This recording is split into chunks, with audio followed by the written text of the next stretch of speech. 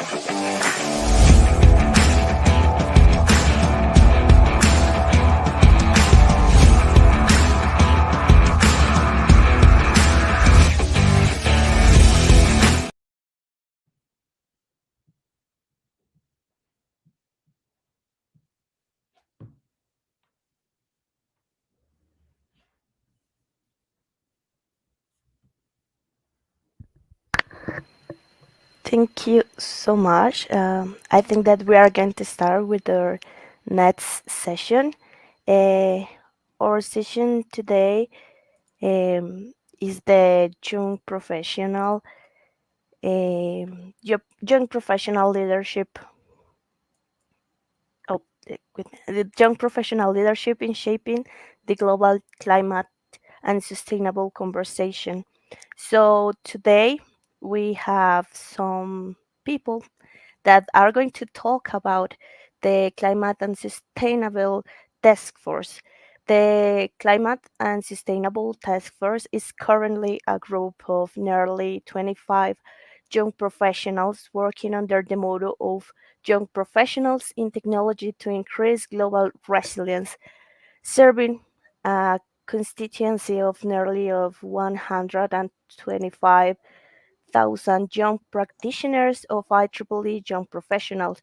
The CTSF works in engaging and working with the leading climate and sustainable processes in the world to provide a space for the IEEE YPs to influence global change in addressing challenges in climate change and sustainability. So today, uh, our speakers will be the Dr. Sajid, uh, the Dr. Sneha. I hope that I spell it well. Sorry if I Excuse didn't. me, I do have to make a small correction. Kena will not be joining us, and in place of her, we have Yuhan joining us from our team. Just wanted to highlight that. Thank you. Okay, thank you so much for this clarify. Um, mm, the master Poja and Kenali. So I'm going to introduce you. I just want to show. Yeah, I'm going to introduce you. The Dr. Sajid obtained his PhD in mechanical engineering from the Colorado School of Mines in the USA. He works as the postdoctoral researcher at the National Renewable Energy Laboratory in the United States and supports the Clean Energy Ministerial Workstream Clean Energy Solutions Center and Nuclear Innovation Clear Energy Future. His core research areas are thermal energy storage, building energy science, grid-responsive buildings, and grid-level decarbonization and interaction modeling. Most recently, the United Nations included him in the expert group meeting in support of the midpoint review of the SDG 7 and the HLPV 2023, recognizing him as the expert of the UN energy process. He has been involved in the SDG 7 review and implementation process that 2017, working together with the United Nations and multilateral partners like C4All, Arena, IEEA, and REN 2029, 2021. Sorry. Um, the Master Pooja Shah is a doctoral candidate in the field of urban climate change, currently in the final year of her program.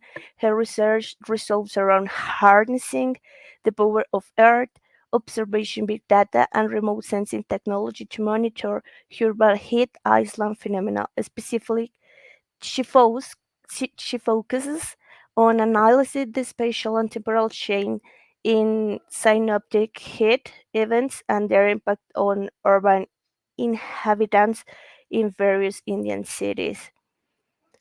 The, the Dr. Sneha is currently employed as a postdoctoral researcher at Ecole Centrale of Lyon and Captius. She recently completed her doctoral studies in electronics at the University of Montpellier, France. Her expertise lies in the field of high voltage DC systems, dielectrics, electrical insulation, spatial measurements, partial discharge measurements, non-intrusive sensor, electric field mapping, and numerical simulation. This will be the people that were told with us. Also, um, the other uh, the other person that is invited can introduce himself.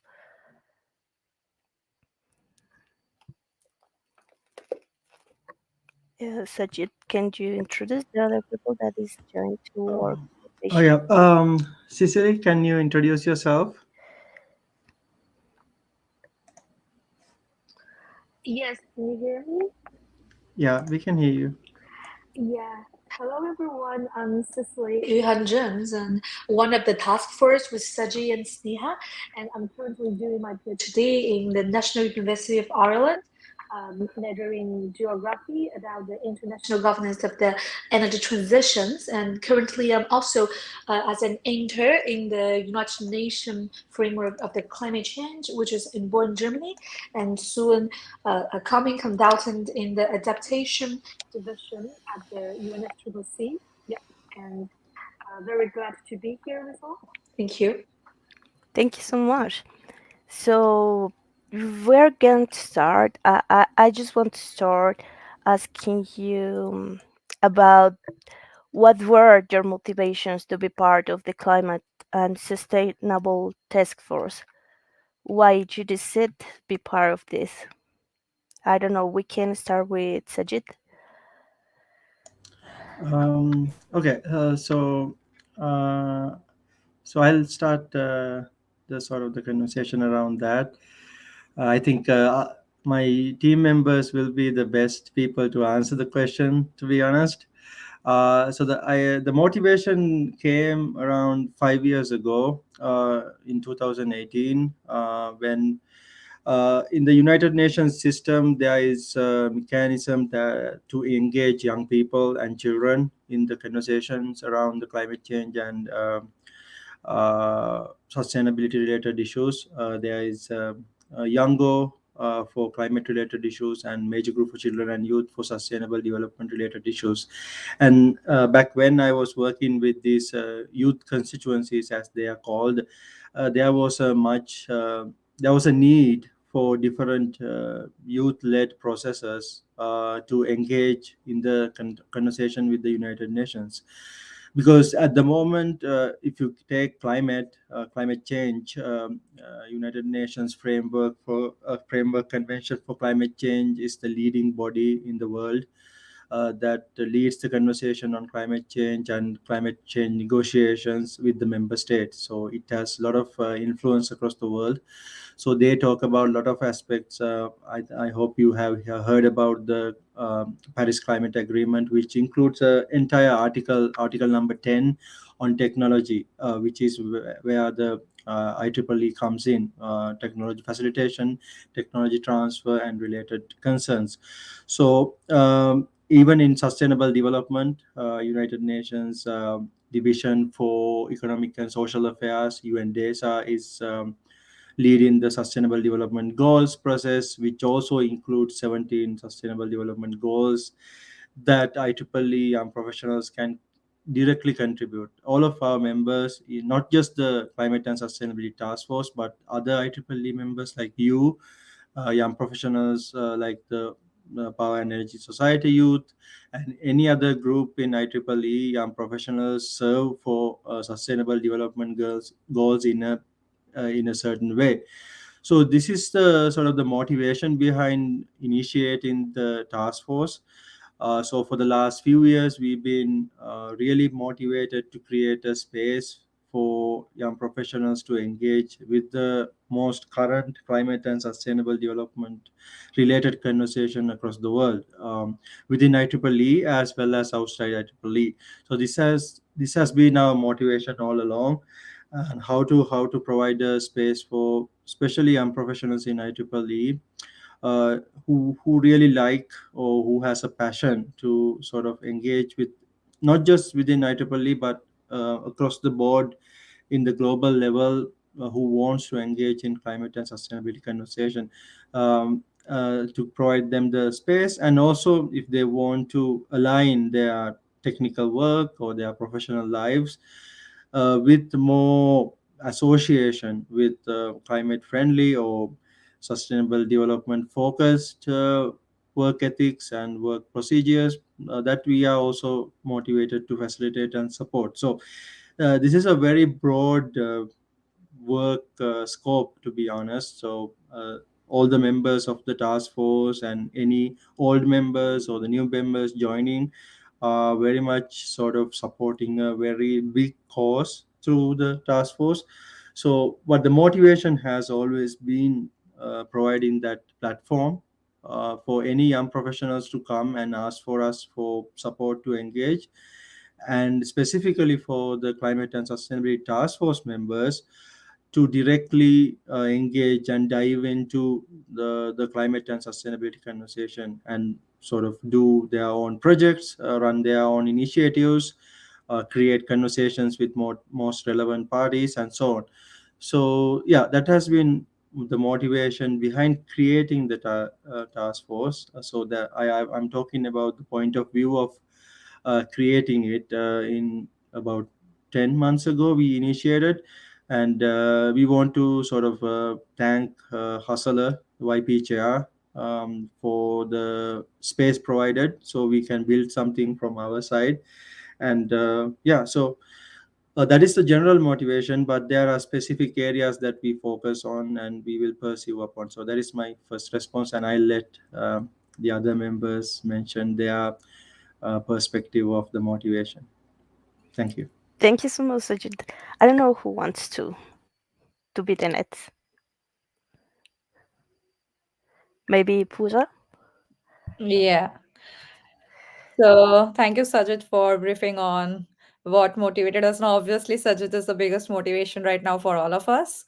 And uh, I would like to say that CSTF right now is doing tremendous work with various different agencies. And I remember I saw some post on LinkedIn during the month of March, and I just texted Sajid that, hey, I am really interested to join your task force because I see that you're doing some good work over there. And I joined in the second cohort of the task force.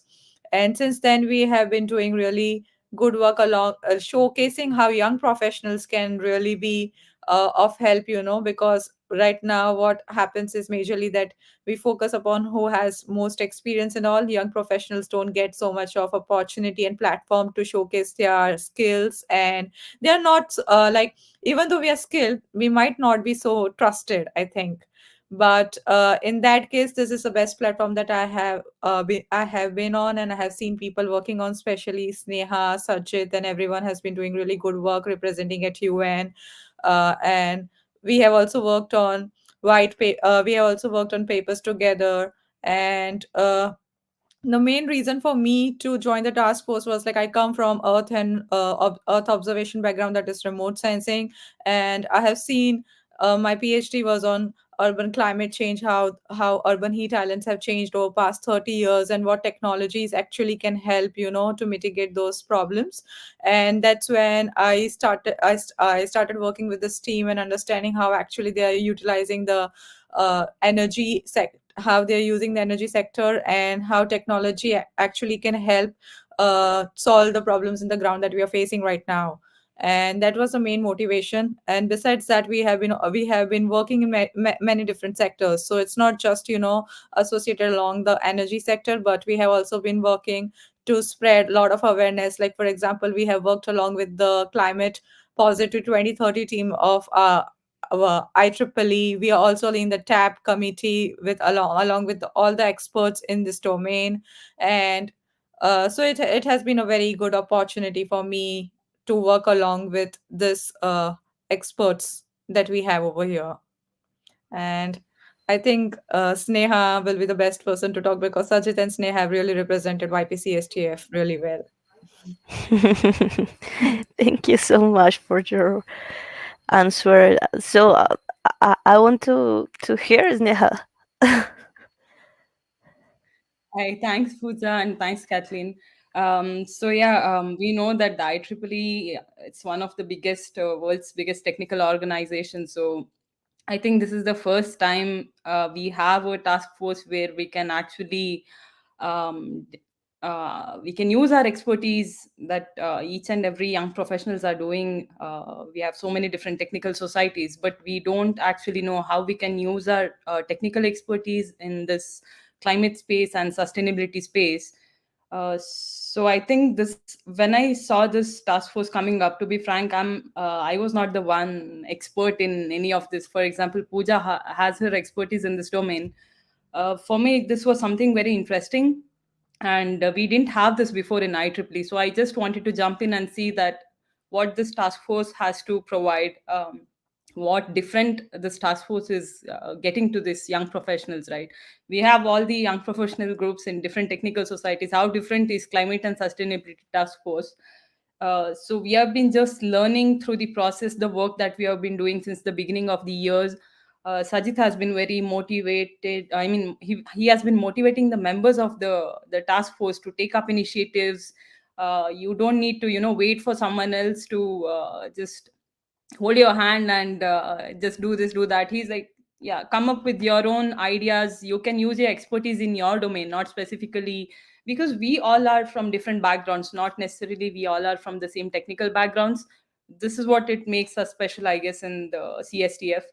And we can use this, and we can see how we can, as a youth voice, we can not only represent in the IEEE level, but right now we are also representing IEEE in a global level. We are trying to make sure that these youth are given voice in the global platform. We are taking part in all the events that have been organized by the international agencies. I think 1 year back, if you'd have told me that I would be taking part in some UN related events, I would definitely would have laughed over what you have just said. For me, it's very surreal even right now, just taking part in these kind of events and just being part of this global conversation. And we know that we are actually trying to make a difference using our technical expertise. Everything happens so fast, but definitely climate and sustainability task force is a great platform for the YPs, and it provides us a platform uh, to use your technical expertise. Yeah. Thank you. So finally, Zheng,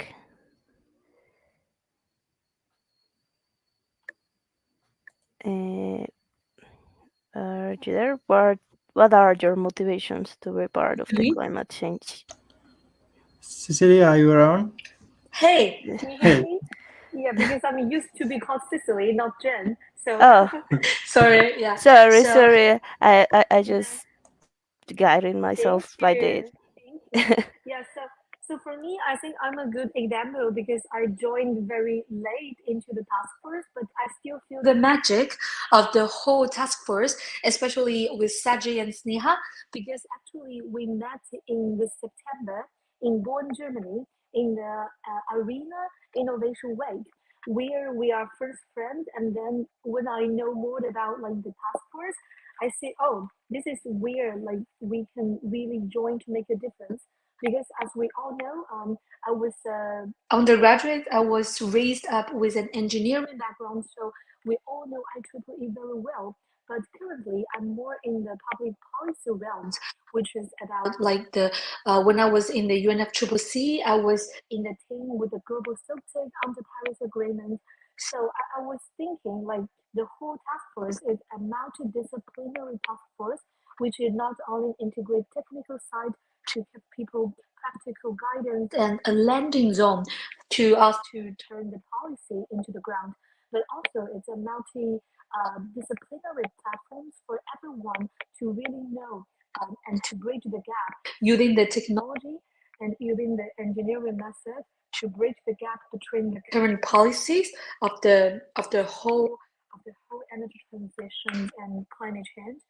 Because like currently we are focusing mainly about energy, but actually reducing the energy supply leading to net zero will happen only if there is an enabling framework that covers planning, policy, regulation, finance, and societal engagement. So um, I was also very pleased to be with Sajay and Sneha together in the coming engagement with the Student Energy Summit and also with the COP28. And I hope next year we will together bring back some fruitful results from our task force engagement with all the biggest events in the world, but not only just some big conference or something, but also to make it into reality and to see how our youth can make a role in those kind of big changes in the world. Yeah, that is. I think that is all I want to express. But I'm also very gratitude to meet all the people in the task force. And yeah, thank you.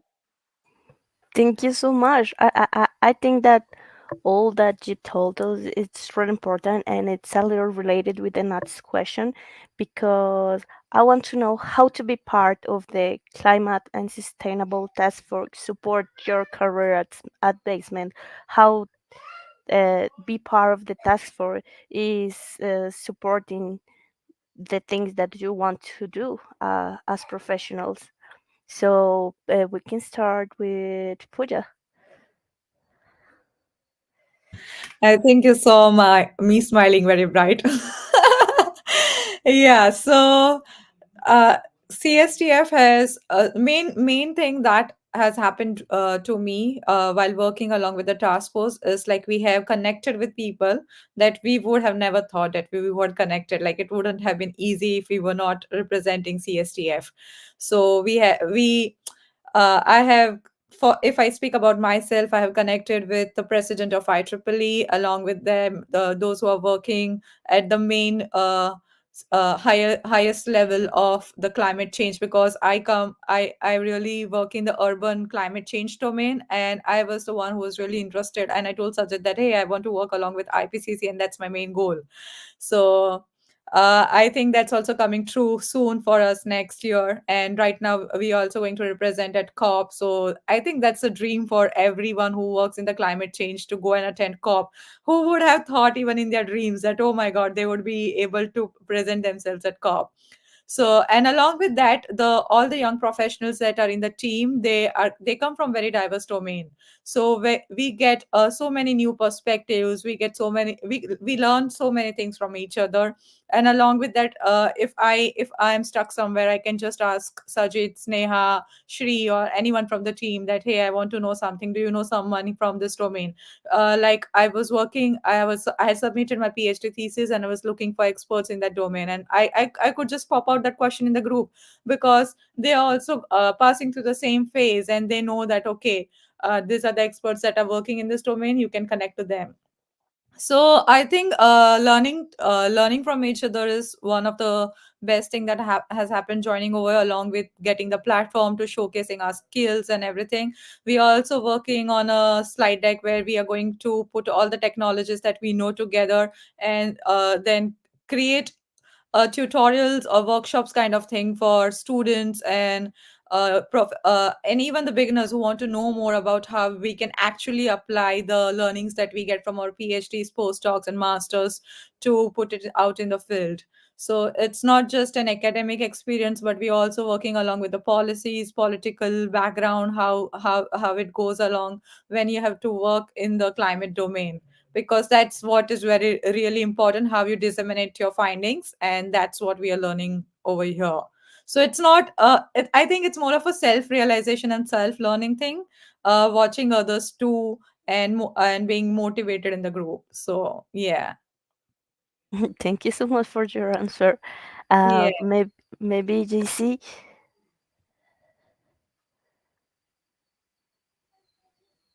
I think you meant Sicily. Cecil. Yeah. Yeah, Yeah, can you hear me? Yeah, we can hear you. I hear you uh, uh, a little weird. Maybe if you can What close to about the now? microphone. Yeah, what about now? Yep, I think it's weird. I don't I don't hear. Uh, S- Then okay, it's very. let me change Cecilia, I another. think it comes and goes a little bit. Can you come closer to the mic? Okay. Mm, yeah, I think you can hear me now clearly, right? No, not really.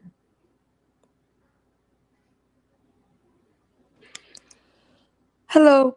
Oh yeah, better. Yeah, Yeah, much better. so yeah, in terms of the career development and something, I think because I'm still in my second year of my PhD, which is totally different from the other people which already successfully defends their PhD. So for me, I'm still in the phase of exploration of where my academic roles could go and where my academic intervention could be in the world. So I think for me is like being in this part, being in this task force really helped me to broaden my horizon of me, of writing my own thesis about like the governance of the energy transition, especially from the youth perspective and also from how we bridging the gap between the technical side and the policy side. So I really echo with what Pooja has just said, because he's doing urban climate and the urban heat island, which is something I was also very interested in my undergraduates, because we do a lot about like the built environment and something. But now currently in my current positions and in my current academic roles, I was thinking more about how we use the policy can as a tools to really help those kind of technical experts to turn everything into reality and into something that can be really driven and into the landing zone. So I was also very excited to see the next adventure together with the task force. Thank you so much. It's really interesting that you told us. I really think that it's important understand that the technical area is also Yeah. involved with another areas. So, Sneha, do you want to share your thoughts? Kathleen, actually, I was a bit confused with your question. So your question was related to how do you join the CSTF? Uh, how be part of the climate and sustainable task force support your career advancement? When I joined CSTF, I didn't come with a lot of expectations of I am gonna do this or that. So we have been learning since the beginning of the year how do we hand. To be frank, I think Climate and Sustainability Task Force is a very organized task force that I've seen in IEEE. I think so until now. Anyone would agree on this. I have never seen anyone this organized, right from the documentations to each and everyone handling um, the initiatives that they take up. Very well organized. We get to learn a lot, not just in terms of the activities that we are doing, but also in terms of we can take these learnings and apply this within the other IEEE societies that we are in. We have so much to learn from CSTF. Other than that, I think in IEEE we are very much concentrated towards the technical background, and the CSTF, it provides us a platform where we can, by interacting with these international agencies, we can somehow get the policy side of things. That is also what we are trying to do. We are trying to get this technical people to learn a bit, not learn a bit. If you're interested, you can also know a bit on the policy side of things, which is very important, I think, if you're interested in this space. And yeah, I think yeah, that's it. Yeah. Okay, thank you so much. Sajid, are you there? Yeah. Um, yeah, from my end, I think yeah. So I'm fundamentally an energy engineer and a thermal scientist. So the the energy portion of the work that we do obviously helps me in reaching the both IEEE and outside IEEE in the context of technology, policy, advocacy, and governance. So, to become a sort of a wholesome engineer, I believe that technical knowledge is not enough. Um, if we are serious about solving the issues around us, uh, we can of course just go with the technical pathway. That's totally fine. I think a lot of engineers take that pathway, but I think to if we are to fast track and understand the challenges and apply the solutions in the right places, the young professionals need overall knowledge about what's going on in the challenges that world is facing in the context of climate and sustainable development. So once they understand that, they can better orient their careers to best serve the needs of the humanity, because IEEE, the tagline itself says like it's related to using technology for humanity and the benefit of the humanity. So if that is to be like taken seriously, I think engineers should be very all-round professionals. So being concerned about climate and sustainability is a good starting point, but there are other skills that they can develop as well. I'm not uh, just telling that our climate and sustainability knowledge is going to help everything to solve everything, but starting with the mindset of tackling climate and sustainability issues is a good start to a career. And what we provide is the exposure, uh, mostly with working with the. We are directly working with the UNFCCC, the Framework Convention for Climate Change. We have been going back and forth and doing activities with them, and even in this upcoming climate change conference in Dubai, we will meet them on ground, and we will try to plan activities with our team and their team, and it has been going really well. So that gives the exposure to the young professionals to work with such an organization and related entities like IPCC. Like Pooja mentioned, we are trying to connect her with IPCC. So it's good that we are present at COP this time, so we can enable something like that. And for an example, Cecily in our team is already working with UNFCCC. She has been doing good work on the stock tech, and and this kind of knowledge that we can bring into IEEE as well. Someone like Cicely can sort of talk about what she's doing at UNFCCC and guide the IEEE membership, young professionals specifically, on what is happening within UNFCCC technical teams and all that. She can give us proper guidance on understanding what are the work that is going on, so that the engineers can learn from that and sort of get involved more and more in their careers, so they can look for further opportunities and engagement points on how they can work on climate change and sustainable development. So that is what what the IEEE sorry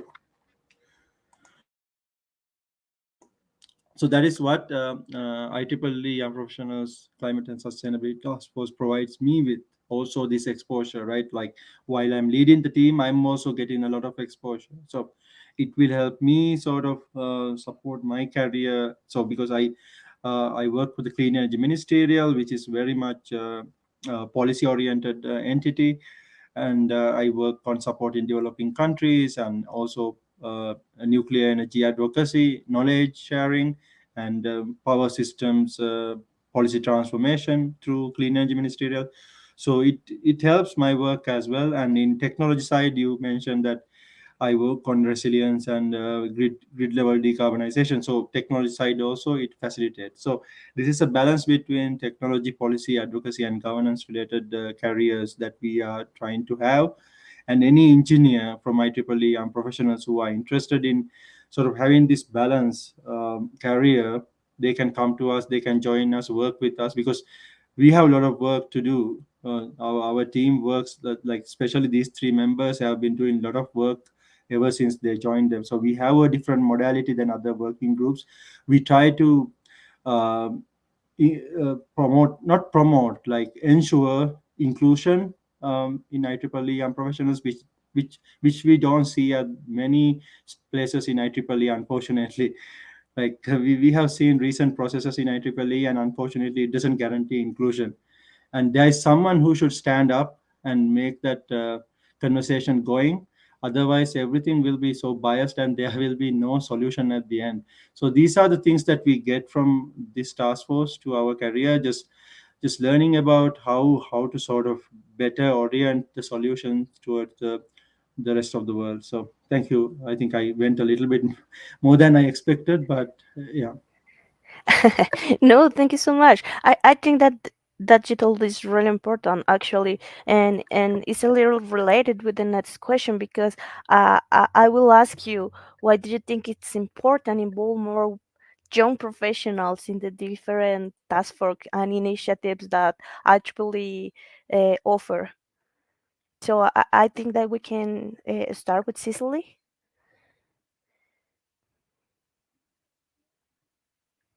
Hello. Hi. Yeah, so your question is how the young IEEE young professional engage with. No, what do you think it's important in both young professionals in the different task force and initiative of IEEE? I think it's important because different part of people with different mission they serve as different roles. As we all know, like the climate change, of course, is a global trend or a global issues. But actually, we have different realms in the technical side and in the engineering side. It's very important to distinguish different task force. It's also the same why, like in the UNFCCC, we have different division. We have adaptation, mitigation, and means of implementation, and also actions for empowerment division. Because each division they will serve here to coordinate with targeted audience and with targeted collaborators to really make a practical action which is more transparent and also more traceable, because traceable is very important. It's just the same as the global stocktake, which is the very important on the Paris Agreement, because I think the key roles or the key reason that we and importance of dividing we into different task force is that to make every task force their work more transparent and more traceable for us to see where we have achieved and what can we make better progress to really make the whole young profession uh, a big machine which serves everybody. We are here to serve the young people, and also we are here to inform the whole world that we can make some big changes. Thank you so much. Sneha, what do you think? I think the youth point of view is very, very important. And before young professionals start contributing, they need to understand the importance of this climate change and everything that is happening.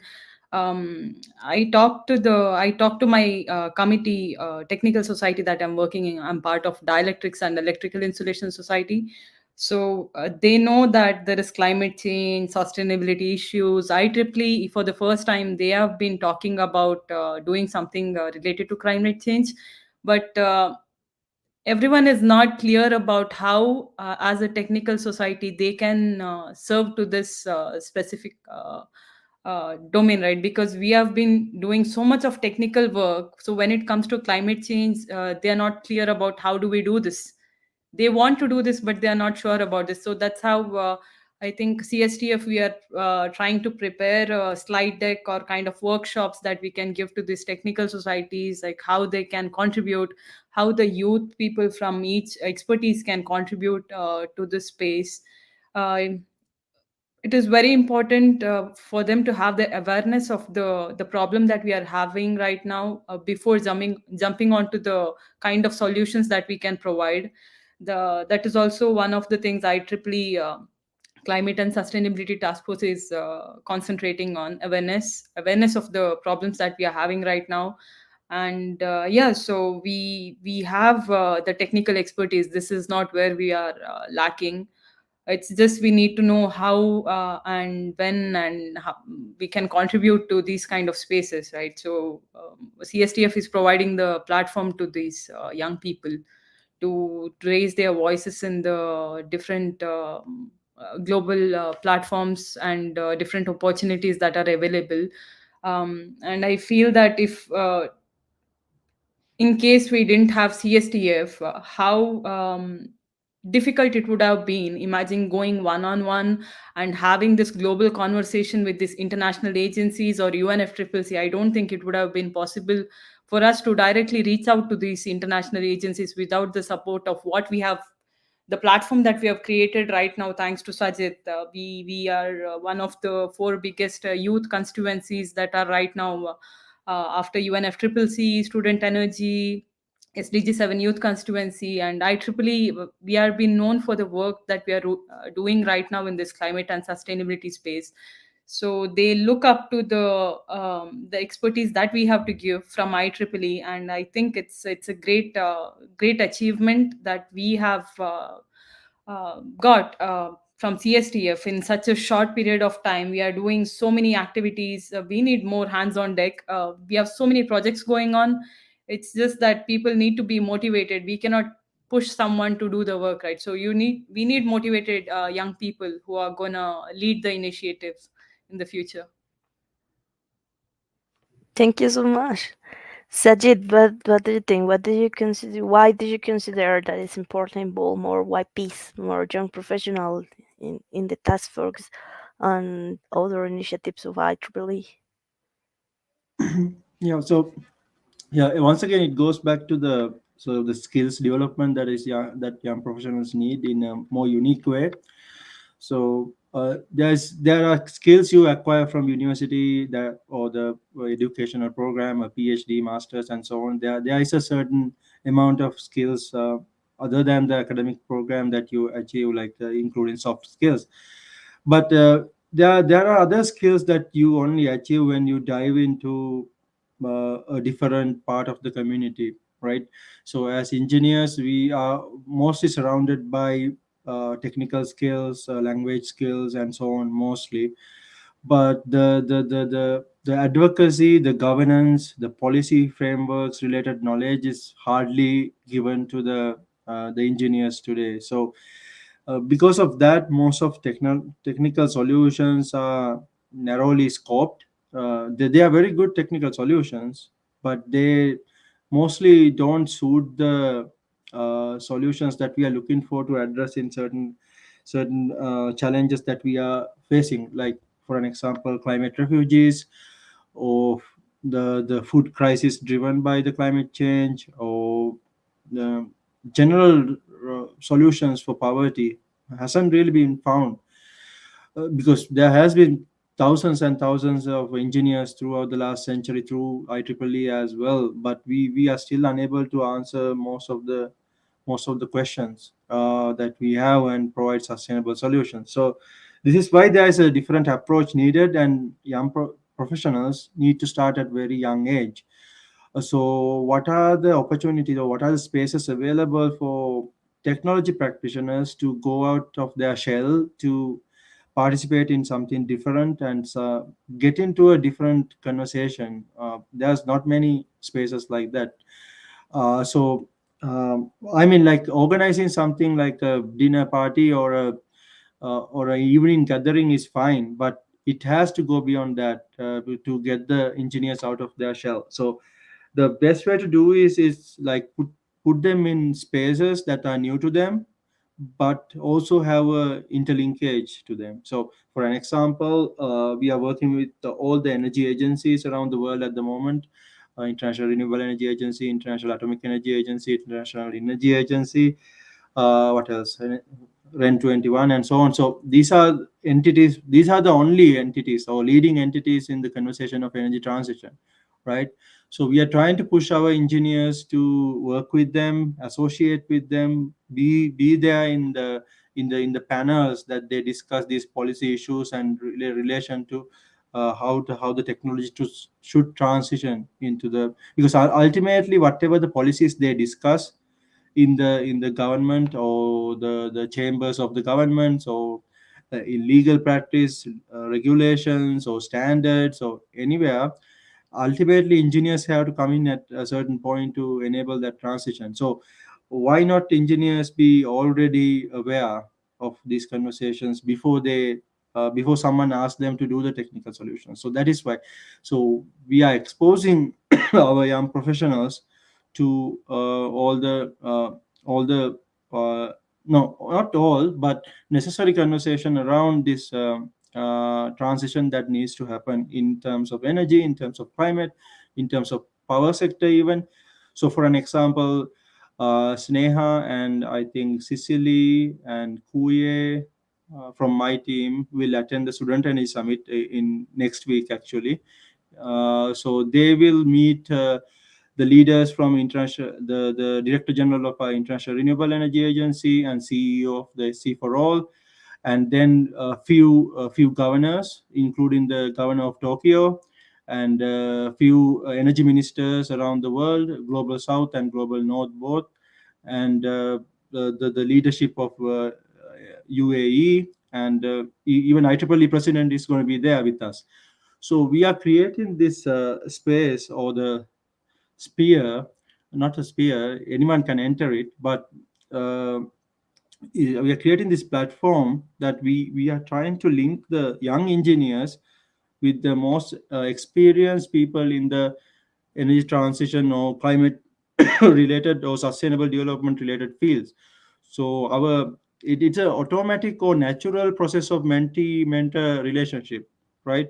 Our young engineers can go up to these leaders and point out their concerns in technology side when they are working. Most of our members are working on a certain project or a certain initiative, so they can present their concerns and challenges and their future plans to these leaders directly, right? This is the kind of platform we want to create, and we are creating, and we have already done that. So we are continue to sort of expand into the rest of the world and try to absorb this, try to involve as much as prominent organizations and individuals to give the exposure to our members. This is not only outside IEEE but also within IEEE. We have been working with the IEEE president this year very closely. As I said, he will be there with us in the sessions in Student Energy Summit and COP. And we are working with the two upcoming incoming presidents as well next year and year after. So we have ensured that we work with the IEEE leadership as well.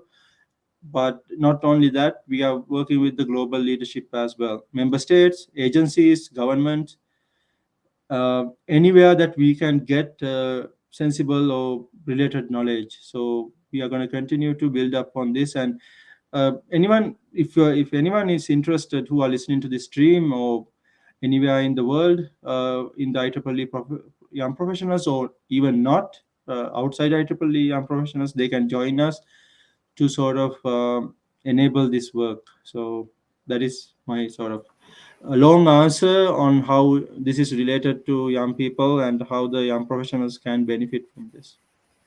Thank you so much. It's really important. Actually, uh, in a moment after Pooja will talk about their point of view of this, I will ask you why the people can participate of the task force. So first, we want to hear Pooja. What do you think about this? Why it is important involve more YPs? Yeah, so I agree with what Sneha, Cecily, and Sajid has made their point. So I think those perspectives are really important. Um, so from being my graduation is like from civil engineering background, and then I am in the space tech domain right now, working with those satellites and also uh, urban planning. So I think I have seen so many different definitions of climate change, I would say. So I think getting to understand actually what is climate change for you, like in which sector do you want to contribute, is so really essential. That's what I understand, because climate change has been so generalized right now. Like if they see flash floods or something, like they see it's climate change, but what actually the source of climate change that you can really tackle in your domain is very important. And I think that's what we understand over here in this CSTF, because you are working with different domains, and here you are your creator. Like you know that okay, I am an expert in this domain, and you see others, so you see that okay, I think that this is where we can really work, and we collaborate with others. Then that maybe I collaborate with Sajid because he is a thermal scientist and I work in the similar domain, so we both can come together to understand what our concepts of climate change are in our domain, and then bringing those together to create a Venn diagram kind of thing where we actually work on the mitigation part. So that's the most important thing that goes along with this. And the second I would say is like young professionals get a feeling like they've been seen, like their work is being seen. So that is very important, to build confidence, to go out there and to speak, know that we have worked in this domain, and we think that this is important to put our points. And also sometimes it happens that we do a lot of work, but we are not confident enough to put it out in the world because we see that no, someone else would have done more better work than us. But when we are working in this domain, we see that no, we are really doing good and others are doing good as well. But sometimes it's like specific to certain regions or certain communities. For example, it might not be similar in the Asian regions, and it might be different in say US, European, or oceanic regions. So I think it is also giving you a sense of global context, where you stand and how you can improve, and what actually which kind of technology works for you. So it's not like what works for something in US might work for something in Europe and might work for something in Australia. So that's what I have been really understanding, because along with the policy framing and all, understanding how you can use the technology in context to the problem that you have been exposed, it's really important, and that's what we have been also learning over here. Yeah. Thank you so much. I think that all of you told us is really important. I think that everyone uh, have a point of view different, but it's so it's better when we can hear it together. So thank you so much. Thank you so much for being here. Thank you so much for sharing your experience in the task force with us. Also, my last question, of course, is for Sajid. How the people that is interesting to participate in the in the task force can do it. Yeah, so we are planning to actually open another round of applications who to who for whom who are interested in joining the task force. Um, I think we will open it up and roll it out very soon. In actually before the climate change conference, I assume. So at the moment we are already a very large group, so there will be some limited positions to join. But as I said, like we are trying to make our team as inclusive as possible and also include different domains of technology.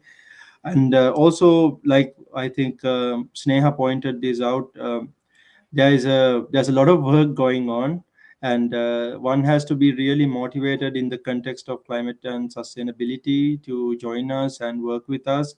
And the thing is, like, to be honest, we are not really only covering the technological aspect. So like I said, we are focusing on the policy governance and advocacy aspects of climate and sustainability as well, and how young engineers can involve in the global conversation.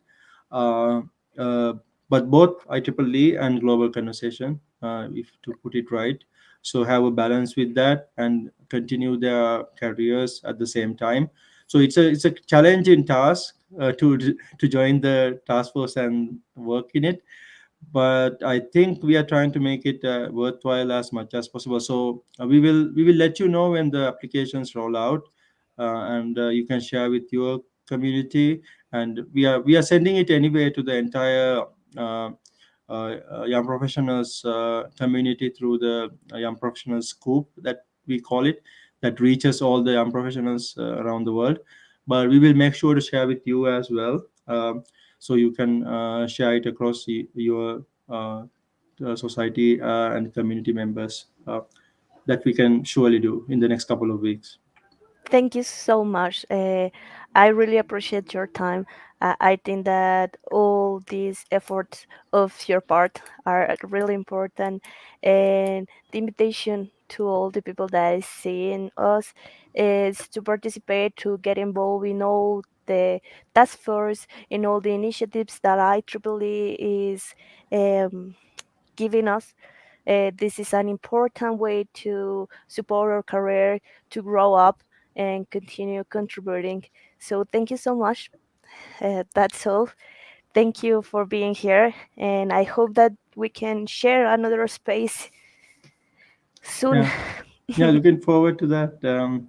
And I want to thank my team members as well. Pooja has a flight in like few hours, so safe flight, Pooja. We'll see each other soon. And yeah, Kathleen, we will plan to come together again, have a conversation.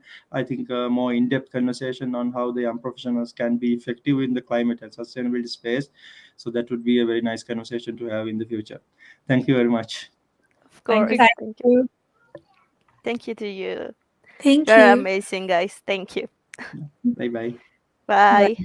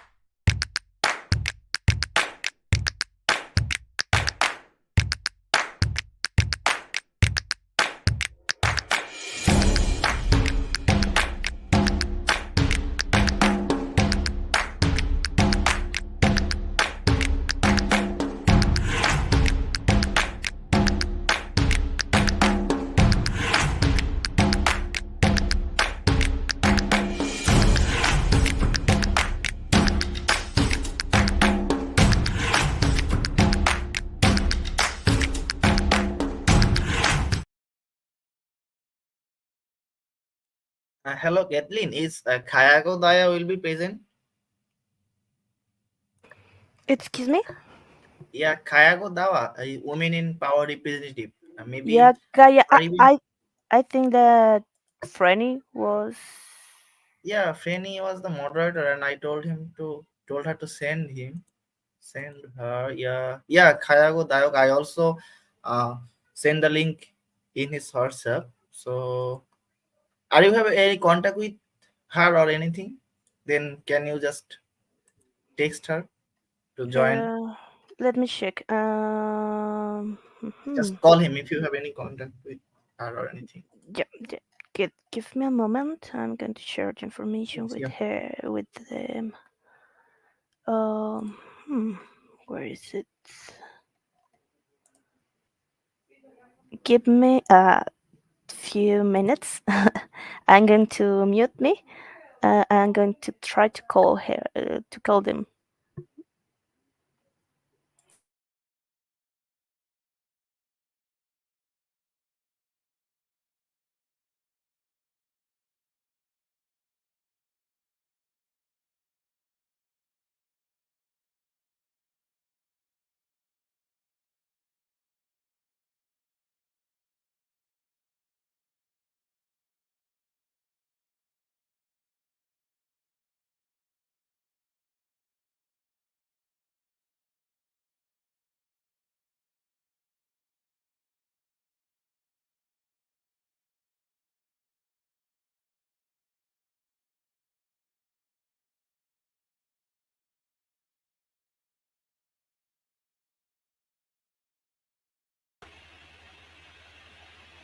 Hello, Hello, did Bilal. you hear me?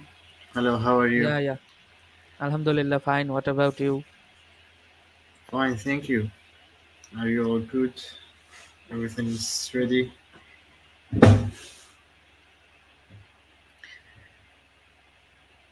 Should I upload the video of Mr. Thomas from now?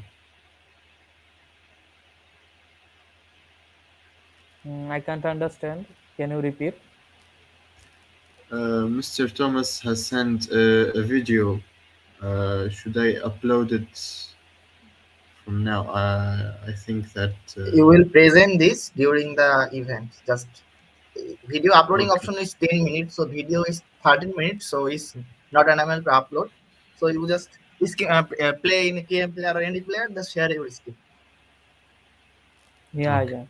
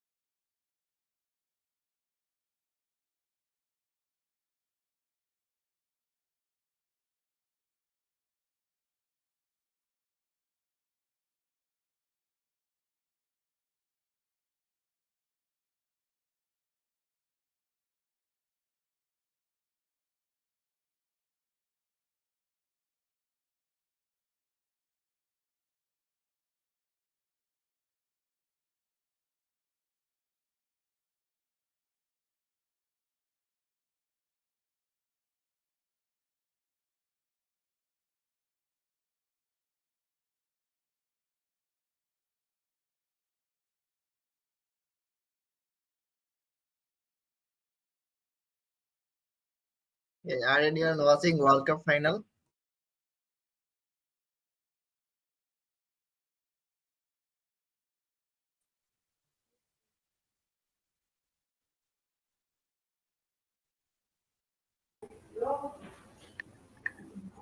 Hi, Kaya.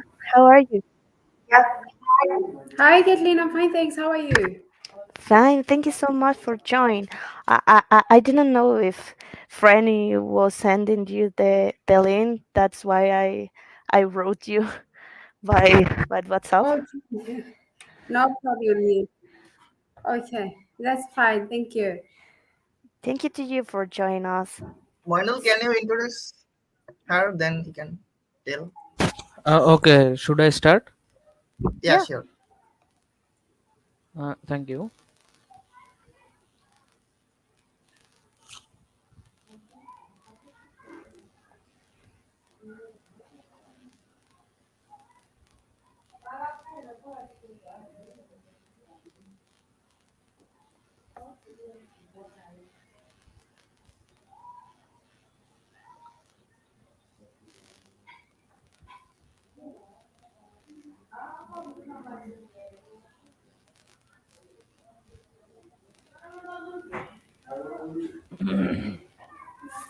Welcome everyone.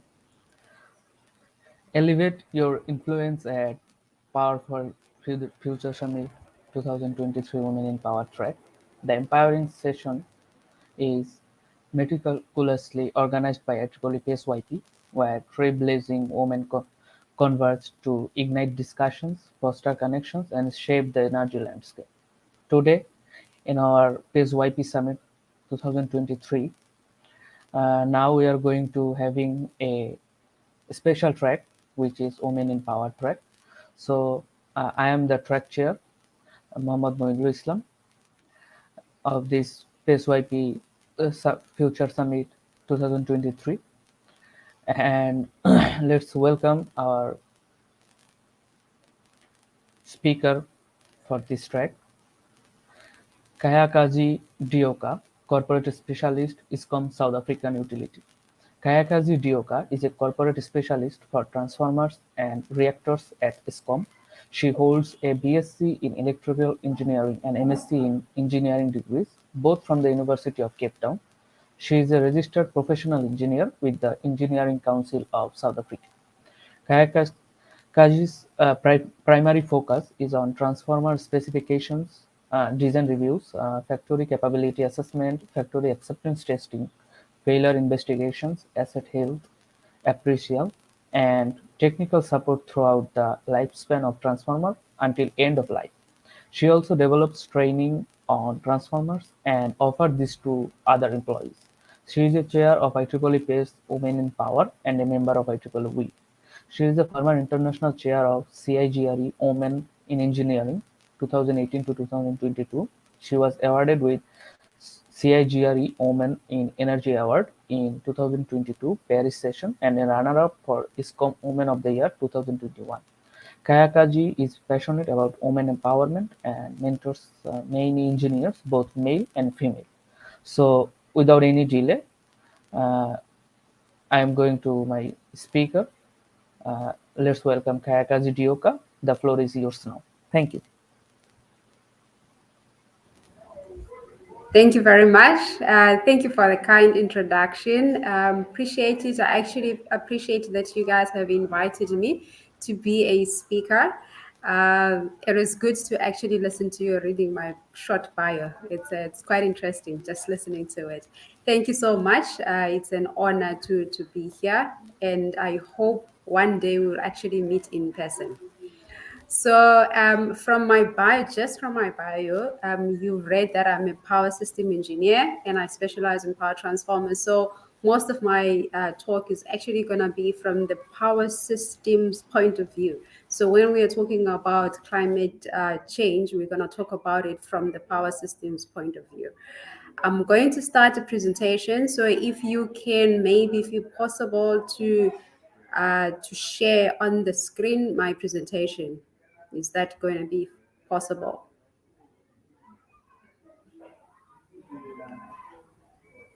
Let us check. I don't know uh,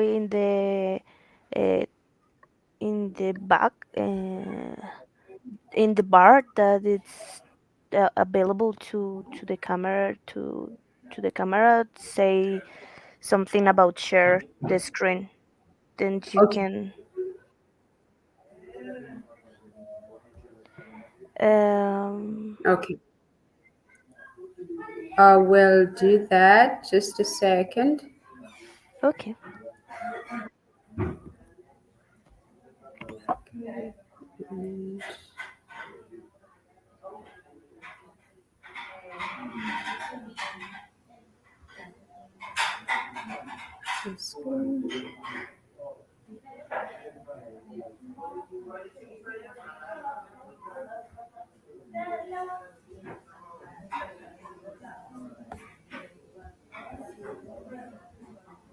Okay, are you able to see my screen? Not yet, but I'm talking for it. Let me a moment.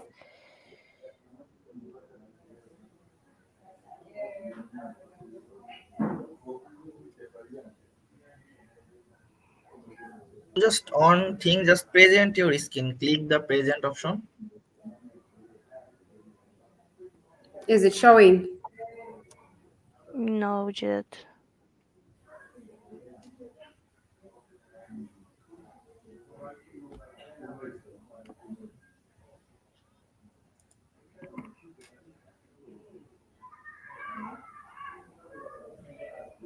It's still not visible.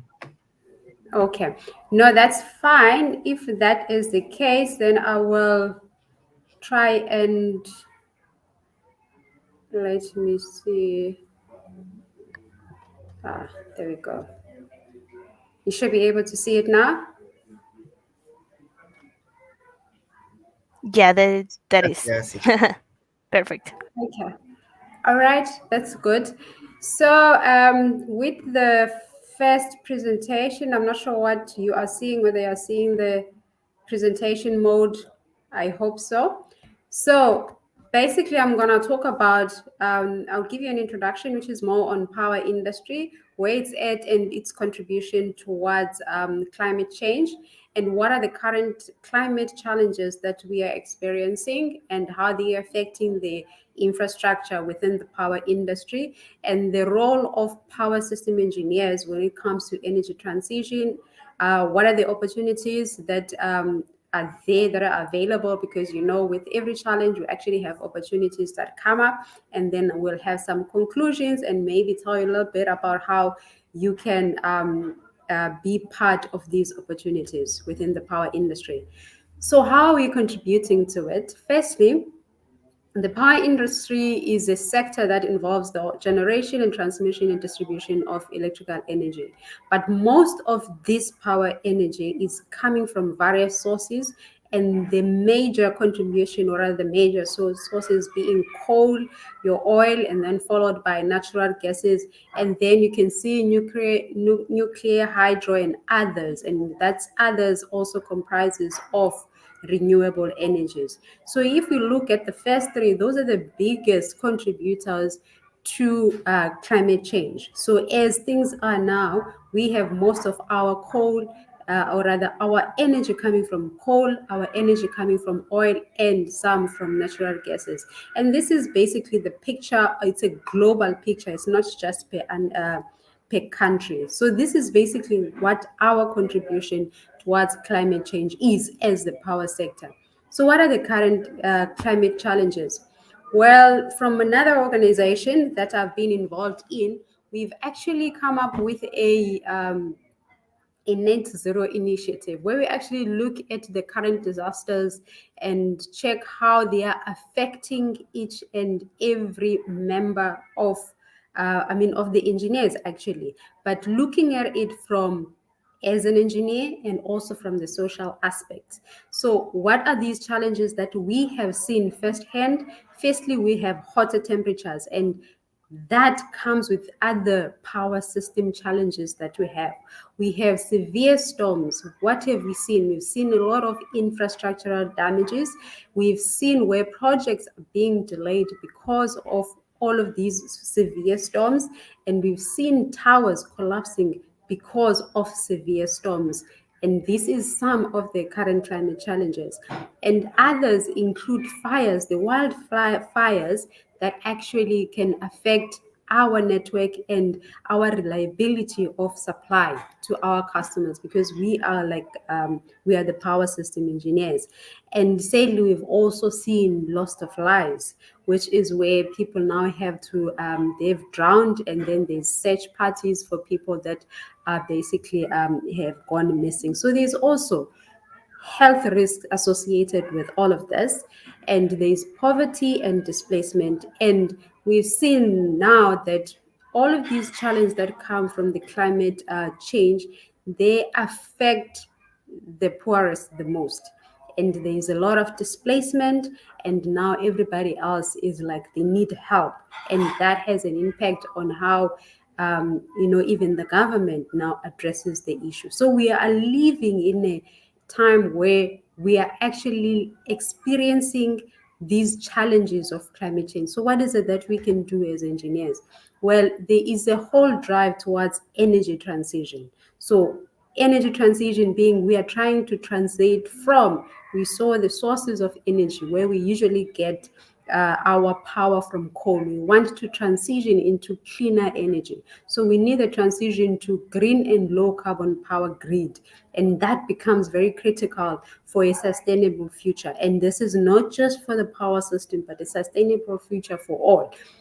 And which brings me to the next to the next point, where we're talking about sustainable future for all. The grid needs to be stable, but we also need to be looking at diversity of energy sources that I've already mentioned, but the skills that we need. What kind of skill are we going to need when we are basically doing this energy transition? Who is affected the most by this climate change? How can we bring the same people that are affected the most to have an input towards the solutions that we want to bring on board, as far as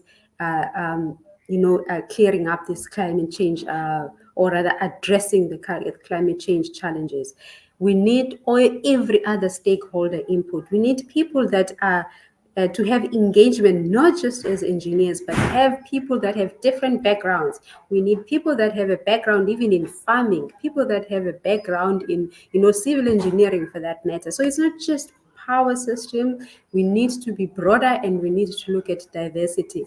But it goes further and say, even in gender, we need diversity. How do we bring about the different ways that people get affected and solve their problems into the table, so that we can talk of diverse solutions that are addressing diverse challenges as felt by each and every individual. So how can we safeguard the power system infrastructure? So for us, we're saying, how can we ensure that while right now we've got challenges as far as climate is concerned, with all these challenges, how can we ensure that we have a robust infrastructure? That means we need to relook at our designs. Are our designs enough to ensure that we actually don't collapse the system? How also do we accelerate the restoration of power in when there is now the natural disasters that we have seen? How do we ensure that we accelerate the restoration of power, so that the communities can actually have energy, and reliable energy, as soon as possible? So these are the kind of things that, or some of the things that we kind of look at when we look at the energy transition. But the role of your power system engineer to go out there and say, I need to change. I need diverse energy sources. I need diverse skills. I need to involve all the stakeholders that are affected, which is pretty much everybody, including the society that is being affected, including from rich to poor. We need that input. And then you also say, now with my infrastructure as is, how robust is it? Should I have, do I need to redesign? Do I need to already start projects that will ensure that we have continuity of supply, even with the interruptions and challenges that come with climate change? And while these are still happening, how do I ensure that we are not in the dark for longer periods? How do we ensure that we accelerate restoration of supply to the communities? So some of the things on how you do the transition to green and low carbon power grid, well, this one is particularly what we're doing in South Africa, to say this is a plan as far as the transmission development plan for the next 10 years. This was developed in 2022. We're saying we've got 87% of our energy coming from the sources that are detrimental to our climate, which is mainly coal.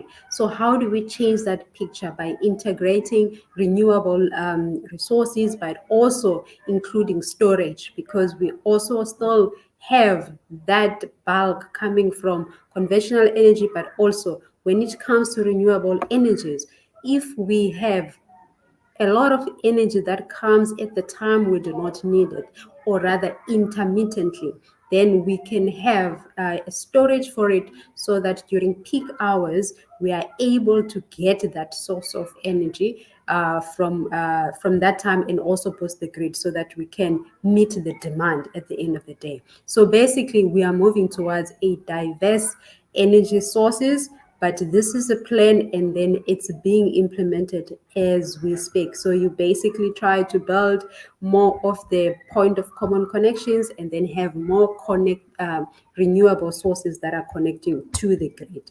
This is one part of engineers trying to combat climate change effects, or rather detrimental effects, by ensuring that long term we don't have the same problems that we're encountering right now.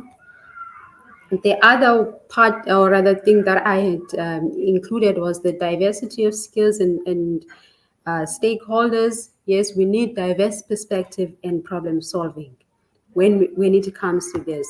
From I could easily try and solve the problem as an engineer that maybe has a better background, where, for instance, I have access to solar panels. I can always have electricity anytime I want, even when we are without power. But how about the socio-economic, effects of this climate change?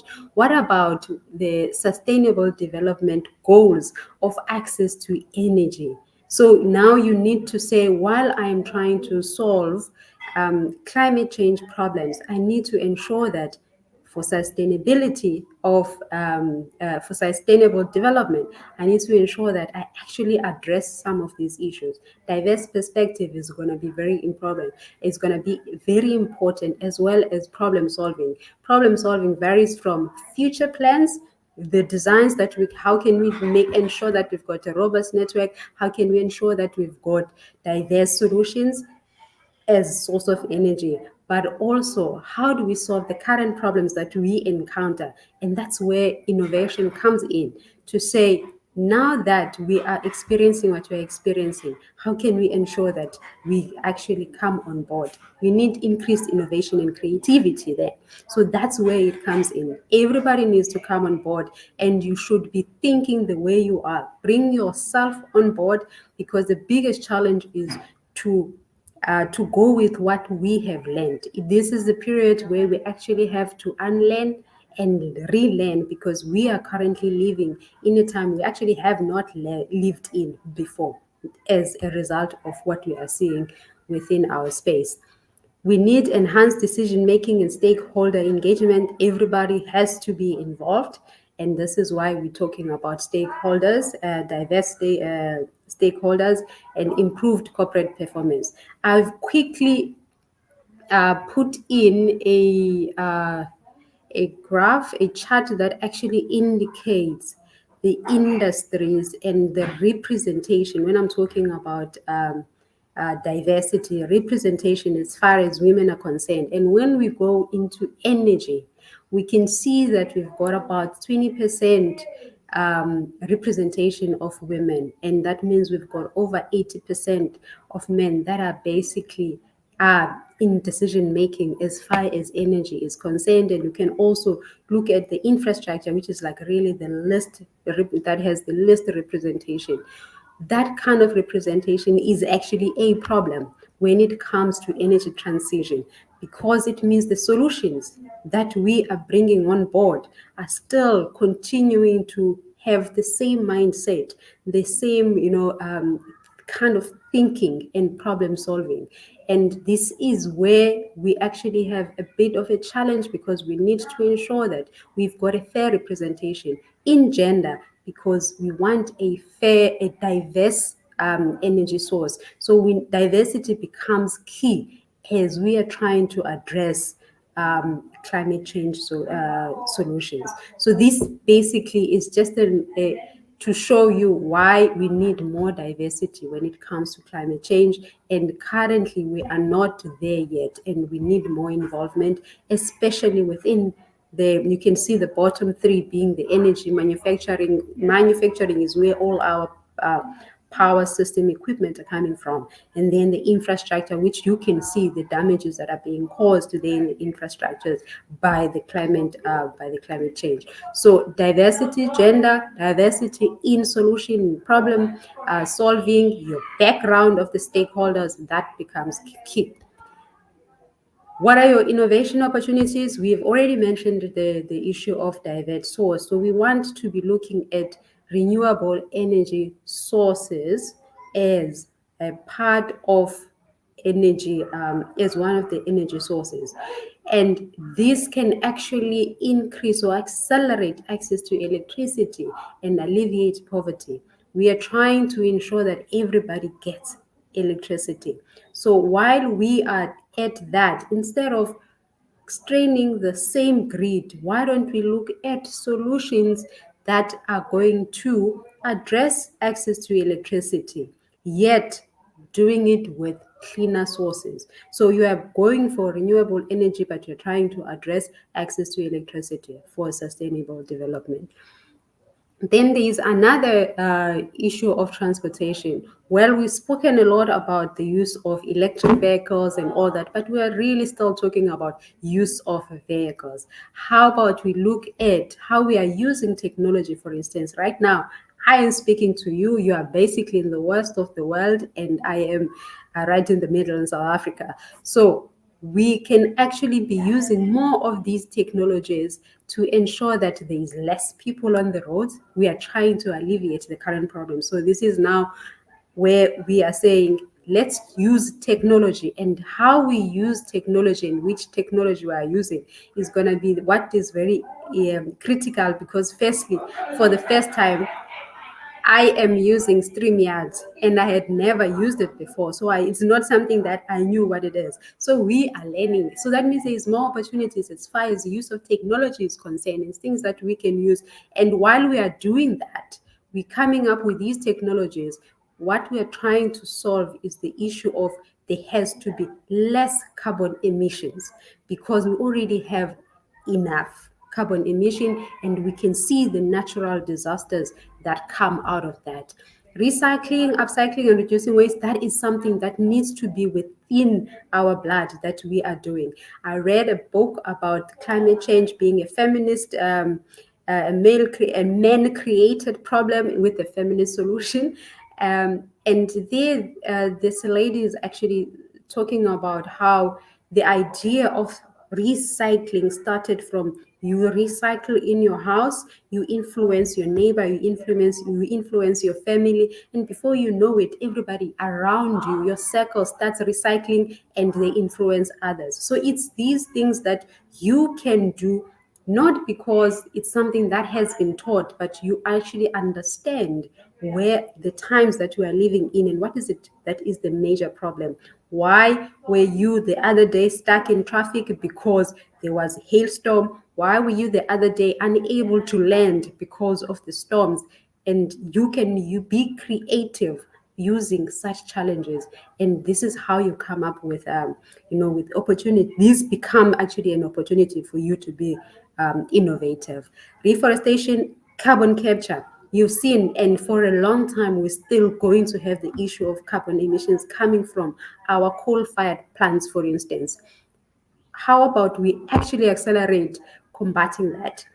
How? Because you are not going to decommission power stations immediately, all these coal power stations. So why don't you look at, or rather implement, not even look at it, because sometimes we are caught up in this research work. We need to start implementing carbon capture. It is urgent.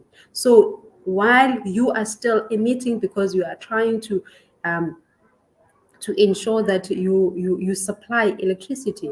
Now you look at technology for carbon capture the carbon that comes out, so that you are not contributing to this problem further.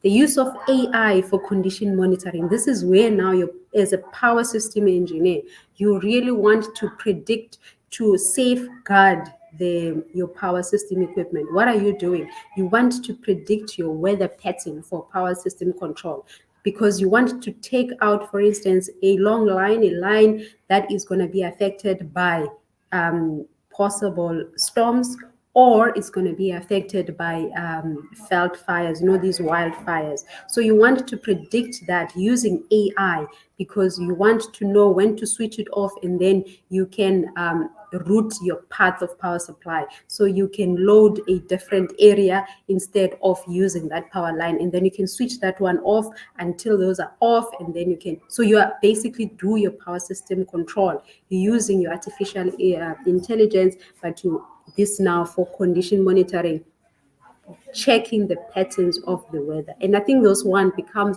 a very big area within power system energy, the use of AI for condition monitoring, because we've seen the damages and loss of power as a result of the natural disasters that we have seen. So that AI becomes very important. As a power transformer engineer, it's only prudent that I actually talk about a power transformer as well. So for a while now, really it's over 10 years that we have seen the use of mobile substation. This is a complete substation where the only thing that you do is to connect it to the existing lines within your power station. So if you were transmitting or you were distributing from 132 kV to 66 kV, you basically build a mobile substation, and then you can have you basically transport the full set to a site that is affected. And it can be because that site was affected by flooding, that site was affected by any natural disaster, and yet you want to continue to supply energy to the customers. So how do you restore that energy supply? You actually make use of this mobile substation, because it would actually take you a longer time to build, or rather rebuild, the full bay. But with the mobile substation, you actually have everything on a trailer, and all you need is to connect the two ends, and you're basically energizing. Obviously, I've just summarized it, but that's basically what it is about. You've got a complete bay on a trailer, and then you can move it around. We need to be looking at solutions where you can actually, while you are building this, have a compact enough transformer. For instance, when it comes to the transmission size transformers, which are much bigger. So you are now looking at how can you make these power transformers to be even more compact, so that you can easily transport it within sites. Wherever there is a natural disaster, you want to be able to transport it. And basically that is how you can accelerate restoration of supply. And these are the kind of ideas that you can basically implement as a power system engineer. So what is the presentation about? Well, we've seen the current power industry is it's still one of the contributors to the climate change. However, this is where we are at. Now we're already dealing with the disasters of that, the effects of the climate change. We are seeing those. So that's why I'm saying now the solutions may be long term, because if you go back to a redesigning, then you are looking at what you can do better for the future. How do we deal with the current challenges? And this is where the examples that I have given come in. And then there is a need for diversity during this transition. And this can never be overestimated, the need for diversity. And this varies from diversity of skill, gender diversity, background diversity, that needs to come in. And this is where we become all creative to solve common problem for everybody, not what we think is a problem. Now, when it comes to diversity, this is where IEEE SWIP, for instance, becomes a vehicle to empower women engineers to actively participate in technical discussions. Why you want a woman engineer to to be empowered to actively participate. It's because we also want to change the picture, that diversity that we have seen, how in energy there is like 20% representation of women. We want diverse solutions. So that means we need to change that representation as well. And in order for us to change that representation, we need to be empowering women engineers to actively participate. And you'll be surprised they actually do exist, but we need people to actively participate and be decision makers. That means accelerating them to be leaders in those discussions so that we can actually have these solutions being implemented, and then we have a diverse solution that is inclusive of women engineers. And if you want any more information as far as that is concerned, Women in Power, you can visit our website or you can contact me for more information on Women in Power. This talks to diversity so that we can have diverse solution towards energy transition to combat climate change. And with that, I would like to thank you so much for your attention. I hope I wasn't too fast when I was speaking, and that everything is basically came out through the way it should have. I thank you so much and have a great day. It is time for questions if you have any.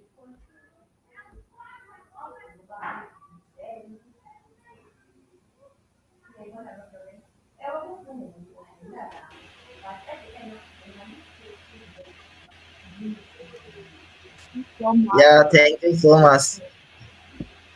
Yeah, well, thank you so much, guys, for your presentation. I think that it's really important to talk about all these topics, talk about diversity and how we can involve all these kind of concepts also in the technical area.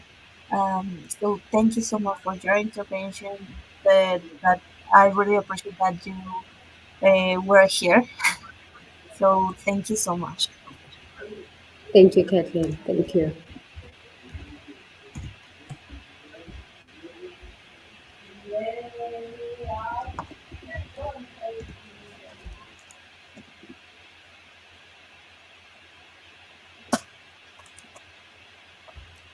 Thank you, Madam Kayakaza, for your intervention. I don't think if there's any other questions related to Mrs. Kayakaza intervention. Otherwise, we can move on to the closing ceremony. Before the start event, I just share 3 video. Then you will start this. Maybe Hongchan will be started first. Okay, I am the sharing video. It will take 3 minutes around. Yeah.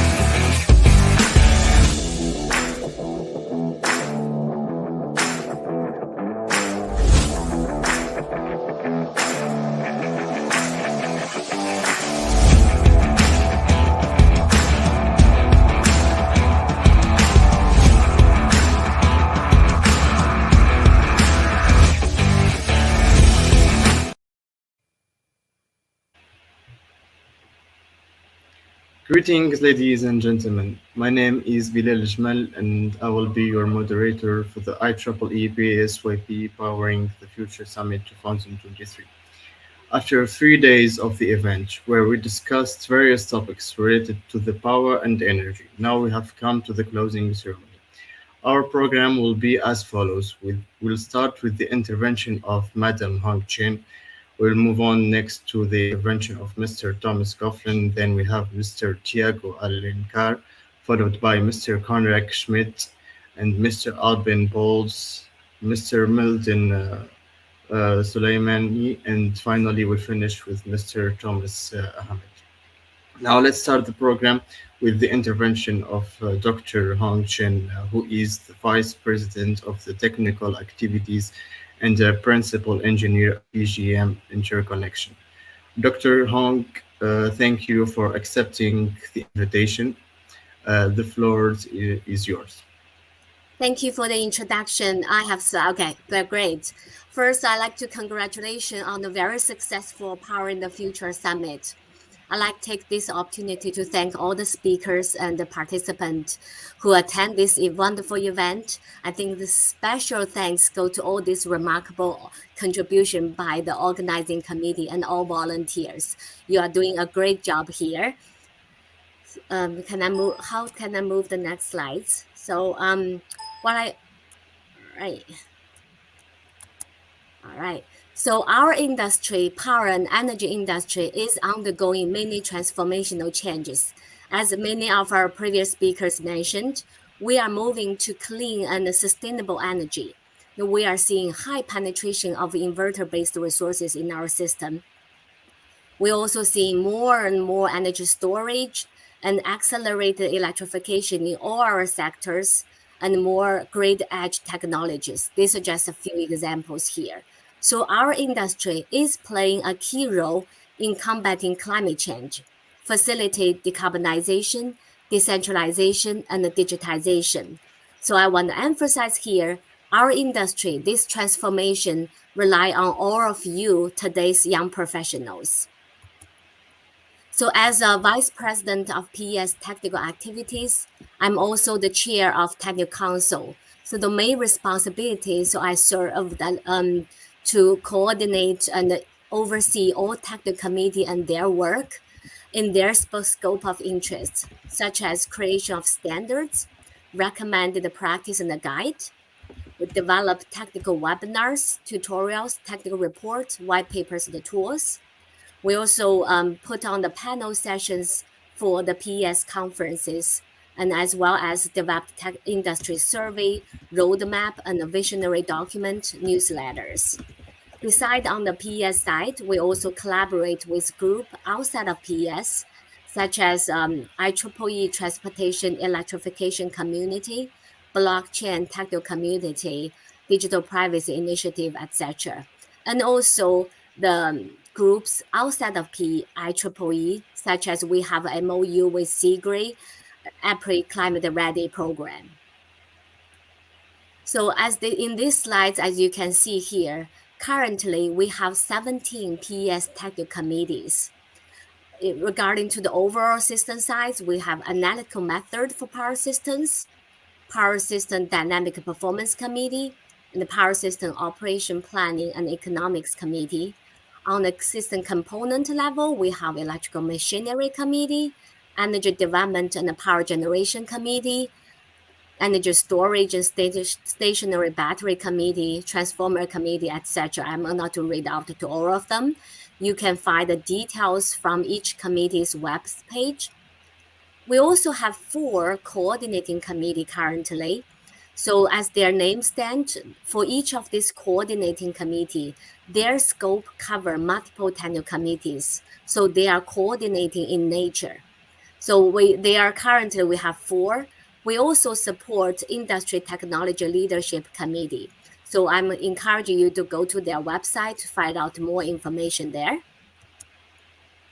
So one of the responsibility of Technical Council is to prepare the technical program for PES general meetings. So for 2024 PES general meeting, the theme is the new electrical system, reinvention, and resilience. We planned 4 super session topics: planning for uncertainty in power grid operations, trends in changing power system dynamics, use of AI in the power grid, and the role of the public in grid planning and operations. These are the industry topics catching the latest trend. So we are highly encouraging you to attend PES General Meeting in Seattle, US from July 21st to July 25th. You can learn a lot from attending this conference, and also you get connected with colleagues around the world. Many of our technical committees develop IEEE standards. So about 50% of IEEE standards are created by our PES technical committees. As you can see the table here, these are the top 10 standards with the most download. So among these standards, there's a famous 1547 standards about the interconnection and interoperability of DER resources with associated electric power interfaces. We are also currently developing distribution resilience standards under development. I want to mention that since 2022, so for the less than 2 years, our committees has developed or revised 120 IEEE standards. And I also want to mention out the nuclear power engineering standards made into the regulatory guide for the government. So our standards, as you can see here, not just being used by US, it's actually being used around the globe, globalized, being accessed and used. Besides developing standards, our technical committee also write technical reports. All these technical reports are archived in PES Resource Center. So as a PES member, you can access all these reports free. So the table here shows the top 5 technical committees with the most product. As you can see here, for example, Power System Operation Planning and the Economics Committee have over 100 product in PES Resource Center. So again, encourage you to go to Resource Center, download the report which is interest to you, and then you can learn a lot from there. So the slides here basically show you the technical report developed, published, completed just for this year. So we have 13 of them. We have a couple of more coming for the rest of the year. So as you can see here, the topics really vary a lot. For example, we have the technical report on the trends in microgrid modeling for stability analysis. We also have the report on the practice application of artificial intelligence and machine learning in power system protection and control. Then we also have the report on flexibility for integrated grid planning with DER resources. So those are the recently published technical reports. So for the past couple of years, we have put some focus on promoting technical activities. So we put all technical committee meetings to our PES website in PES calendar section. So all our technical committee meetings are open to all the general public. So some of each committee will at least have 1 virtual meetings, no matter where you are. And if you see some committee which is of interest to you and you are available, you are more than welcome to attend their committee meeting. We also developed the committee brochure and a web flyer, which are available in the PES technical activity page, and also available on the PES conference. You will get them. We also add more committee-related information in PES technical activity tab. As PES members, you will receive monthly trending technology emails.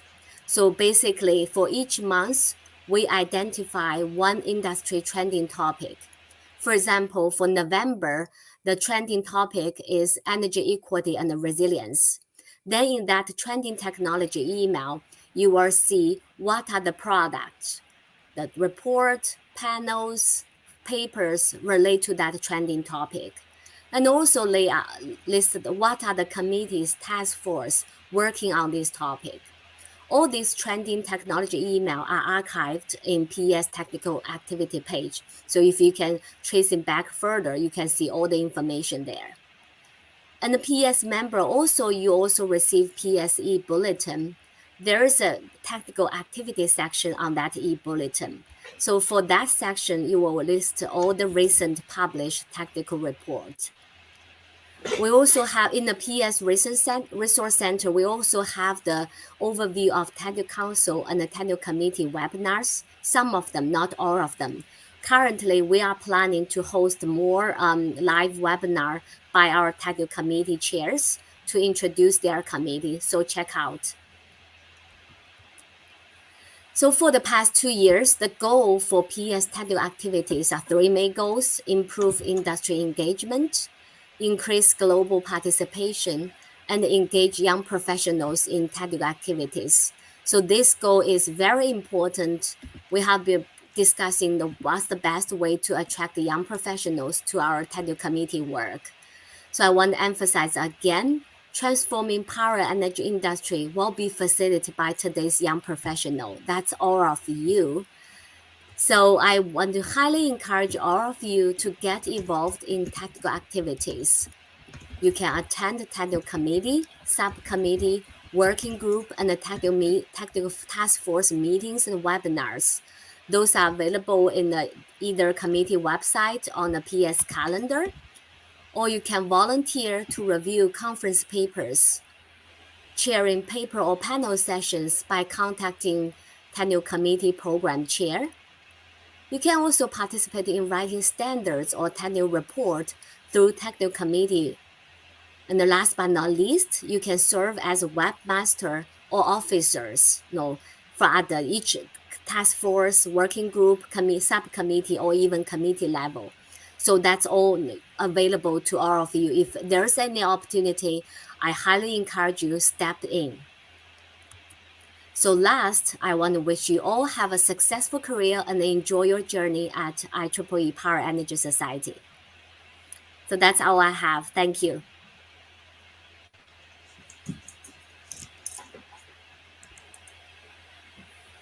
Thank you, thank you, Dr. Hong, for your intervention, and thank you for being here with us. I would like now to move on to the next presentation, which is Mr. Thomas' video. Unfortunately, Mr. Thomas Coughlin could not attend with us due to some engagement, but he sent us a video that we would like to share with you.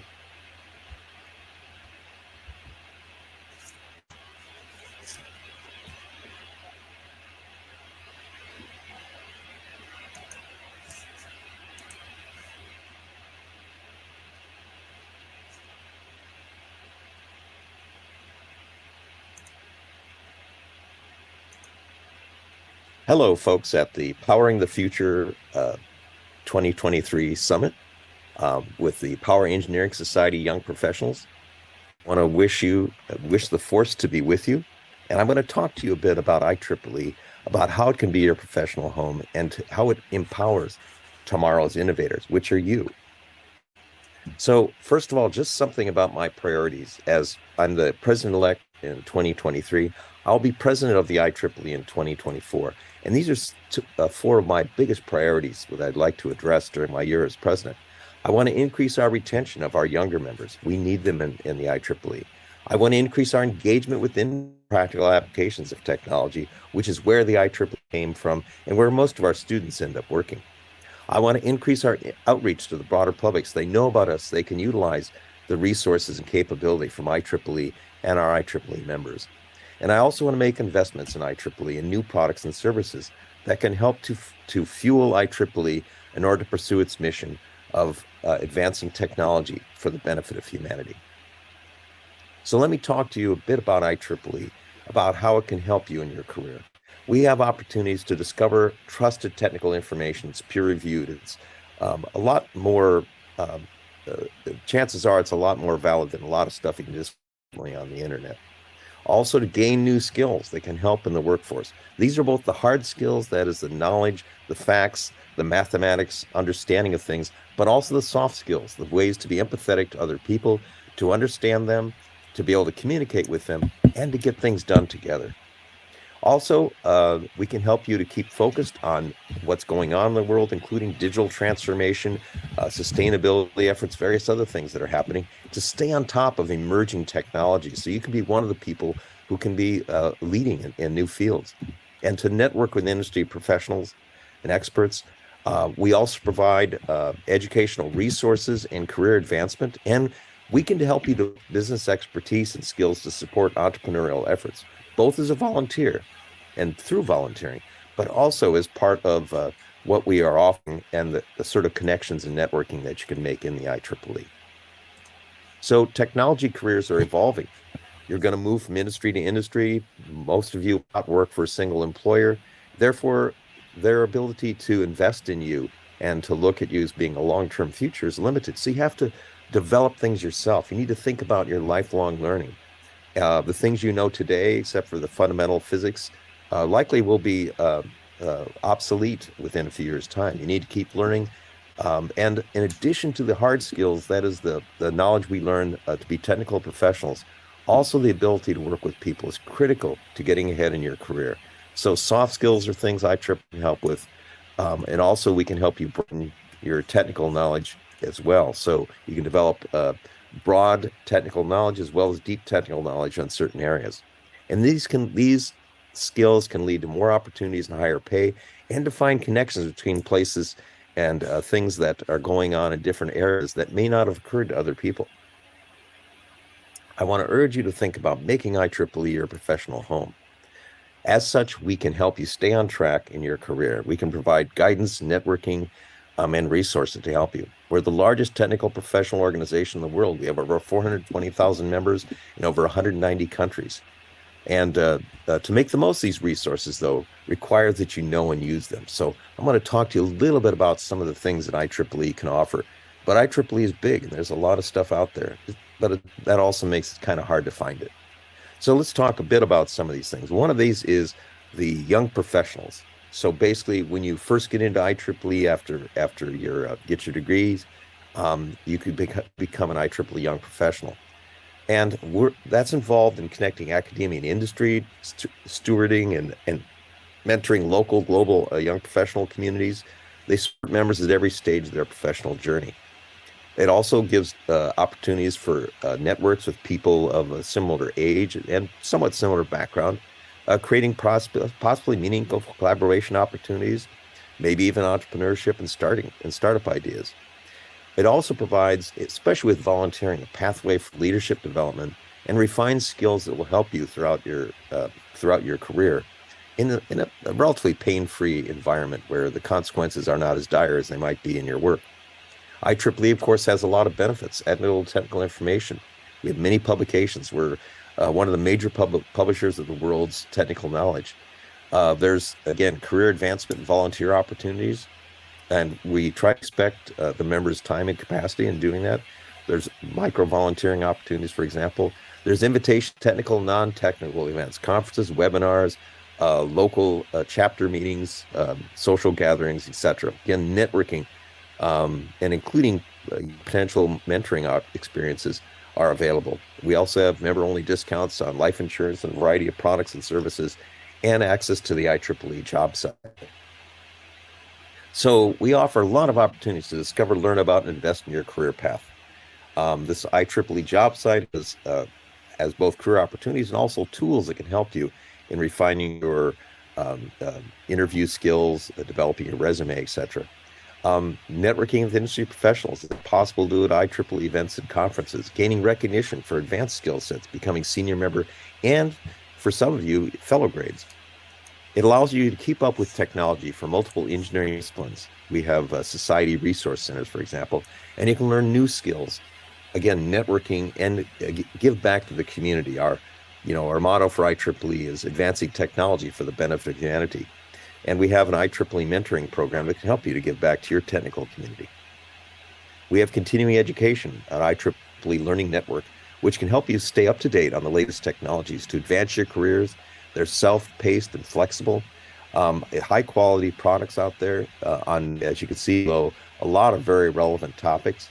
And it's interactive content that allows you to interact with things and learn things at your own pace and per your abilities to learn these things. And you can see below URL iln.ieee.org, where you can find out more about the IEEE Learning Network. Networking, again, is key. We have, and a lot of this is at the local or the society level where you could do this, but also in standards as well. We have over 2,500 professional chapters all over the world, 39 technical societies and 7 technology councils. We've got a whole bunch of special interest groups on young professionals, entrepreneurship, IEEE, and engineering, and others all over the world. And tens of thousands of IEEE members and non-members can meet on IEEE Collaborate, which is IEEE's online community. And also there's convenient access to IEEE products and services through the IEEE application. IEEE allows you to participate in the future of technology. We have some very active areas going on in the IEEE future directions to create and develop emerging technologies. You can see some of them here listed here. They also have technical roadmaps, which develop roadmaps of technology by the people in industry that can help guide the development of new products. We have technical communities focused on technology challenges, cutting-edge subject areas of direct impact in industry, and often span multiple what would be the interests and of multiple IEEE technical societies. You can find out about more about IEEE future directions, again, at the URL below, IEEE.org/future directions. You can learn, contribute, and boost your resume by volunteering. I have found in my own experience that I got more from volunteering that I gave. You know, it's, again, a lot of that's the networking and meeting folks. But it also allows you to advance your knowledge in all aspects of technology and the sciences by volunteering and working on things, to guide you in the evolution of your field if you're volunteering in those activities, to network with others. Again, one of the biggest values I've found, and also to gain confidence and develop presentation skills, and writing skills, and reviewing skills, and interacting with people. All these things are important in terms of communication and getting ahead in your life. There's a lot of volunteering opportunities at the local level, in your section and chapters, also in societies, employment, public policy committees, conferences and publications. There's standards activity. There's a number of ways in which you can become a volunteer. And I strongly encourage, I think that's one of the biggest values of IEEE, is to become a volunteer. Again, you have to moderate that depending upon, you know, where you are in life, how busy you are. But I think it gives back. You get a lot more than you gain more than you give by doing things like that. And there's an IEEE volunteering platform, which is created to offer flexibility and all to find out about opportunities. They can be short, long term. They can be take little time or more time. They may require different skills. It also allows, by using this platform, to be able to recognize and keep track of your volunteering activities, essentially creating an IEEE volunteer resume. So you can see the URL at the bottom here. People who are in IEEE can post volunteer opportunities, and those who are interested in those volunteer opportunities can find out about this. volunteer.ieee.org. IEEE is dedicated to advancing technology for the benefit of humanity, and volunteering is a way to give back to mankind. Using our technical skills and leveraging our global network of members and volunteers, you can tap into our resources, training, funding, institutional relationships, etc. There's IEEE has a board on humanitarian activities, for instance, that coordinates most of this activity. And alignment, again, you can find by this means alignment between IEEE's missions and your own personal ethics and the things that you feel that's a great need to help with in the world. Again, volunteers, we need you, especially younger folks, to be part of the IEEE and consider IEEE as your professional home. Our volunteers are a part of IEEE. Recruiting and retaining volunteers is important. We need diverse leaders in order to help us to develop and stay relevant. We need all our students and young professionals to stay with us. We need more women. We need more people from disadvantaged backgrounds. We need, again, we represent technical breadth, the largest collection of technical professionals in the world. And we have geographic reach. And our energy, innovation, and fresh perspectives, actually other people, are essential to our continued success, I hope you will consider being part of us. Because in my own career, IEEE has helped me stay current, follow the latest technology trends, leverage them into my own work, to learn soft skills, to be able to communicate with others, networking, relationship development. I've met so many really interesting people, and IEEE can be a great excuse, especially as a volunteer, to meet more of them. And whether you focus on aerospace, going into outer space, microwaves, computers, nanotechnology, there is a community for you within the IEEE. So I hope that you can explore, you're inspired to explore your journey with IEEE. Consider us to help you define your path, to meet your personal goals, to help you find out what you can do and make decisions on where you want to go. And I believe that IEEE, our mission for advancing technology to benefit humanity, and our vision for the future can help you and that you can help us to become what we need to be in the future in order to advance that mission and vision. I want to thank you for the opportunity to talk to you today. Again, I hope that you have a great career experience, and I hope that you consider having IEEE be part of it, because we need you to help us to be what we need to be.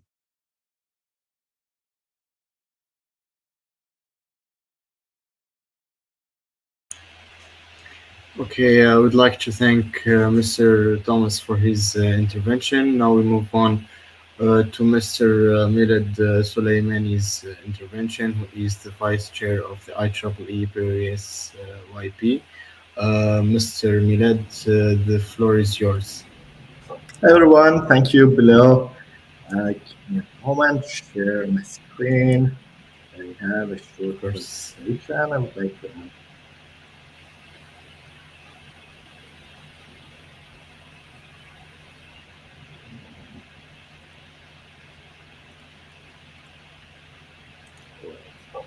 Is my screen shared? Not yet, actually. Okay, it's there now. It's there. It's Great. good. Yes. Thank you.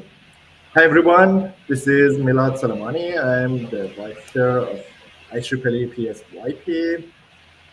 In these few days, we have witnessed an extraordinary exchange of knowledge and experience and perspectives. And it's been my pleasure to witness the passion and commitment you all have shown during this event. Your contribution is not just significant, they are essential in shaping a sustainable and resilient future. So I'm going to keep this presentation short. I know we are in closing ceremony and no one likes a long presentation, but I'm just going to go through some of the main activities that IEEE PSYP arranged during this year. So we had many webinars. So these webinars, we had like around 2 or 3 webinars in average every month. So this is one of the opportunities that you can benefit from the activities that IEEE Paramilitary Society young professionals contribute to and arrange. They have great speakers and they provide great information about their areas of expertise. In addition to webinars, we had regional summits, USA and Canada, Europe, Middle East and Africa, Asia Pacific, and Latin America. These regional summits were similar to this summit that you're having now. However, they were specific for each region. And these events were great opportunities for young professionals in each region to participate in those events, get to know the speakers in those events, and get great information. We also were active during this year IEEE Paramilitary Society General Meeting. We had a joint reception with WIP, which was a great event. I didn't have the opportunity to go there, but I hear it was a great event. We had a PSYP booth that was serving in this conference. Also, we had a panel discussion in the next year, we are also planning some great events. We are planning something new in IEEE TND Conference and Expo. So keep tuned. We will keep you posted about and give you more information about these great activities that we are planning for next year. Also, we had virtual university visits, 3 of them. So these university visits are great opportunities to get to know the facilities in different parts of the world. As you can see, we had one in UK, one in India, and one in Hungary. So this is another thing that IEEE is active in, and it's providing great information about universities in different parts of the world. We had some other activities also, but I'm going to cut them short and remain with these. So please stay tuned with IEEE. We are planning for great activities in the future, and I hope you will get to enjoy what we plan. Thank you, Bilal. It was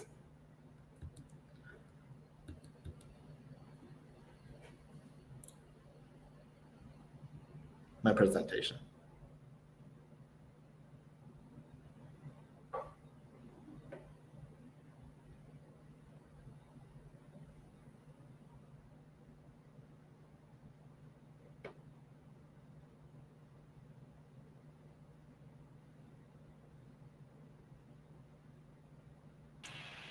Thank you, Mr. Millet, for your presentation. Now we'll move on. Absolutely. Thank you once again. Now we move on to Mr. Tiago Alencar, who is the IEEE PS Global Entrepreneurship Chair. Sorry for interrupted. Before Thiago, Albin will present. Then Thiago. Okay, no problem.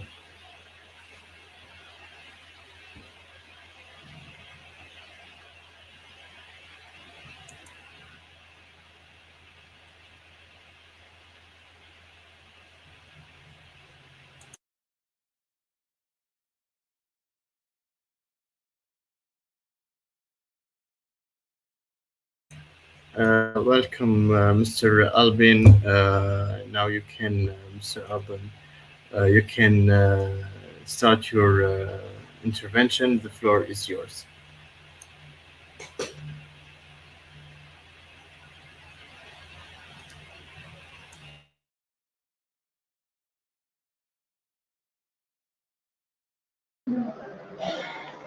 Hi, am I audible?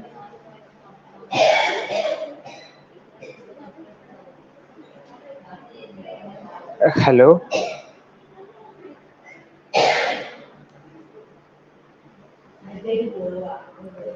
Yes, yeah, perfect. You're audible.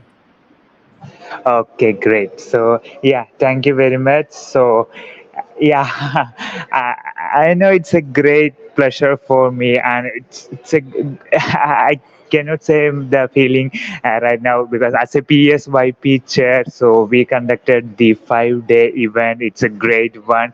The Powering the Future Summit that we are launched in 2021. So this is the third edition of the summit, and just comparing our every year's improvement. So it have more partnership, more collaboration, and more creative events and more participation. So first of all, I would like to congratulate the team behind this, especially Milad, Ayman, the Vice Chair Secretary, and Tabil, the organizing chair and every track coordinator.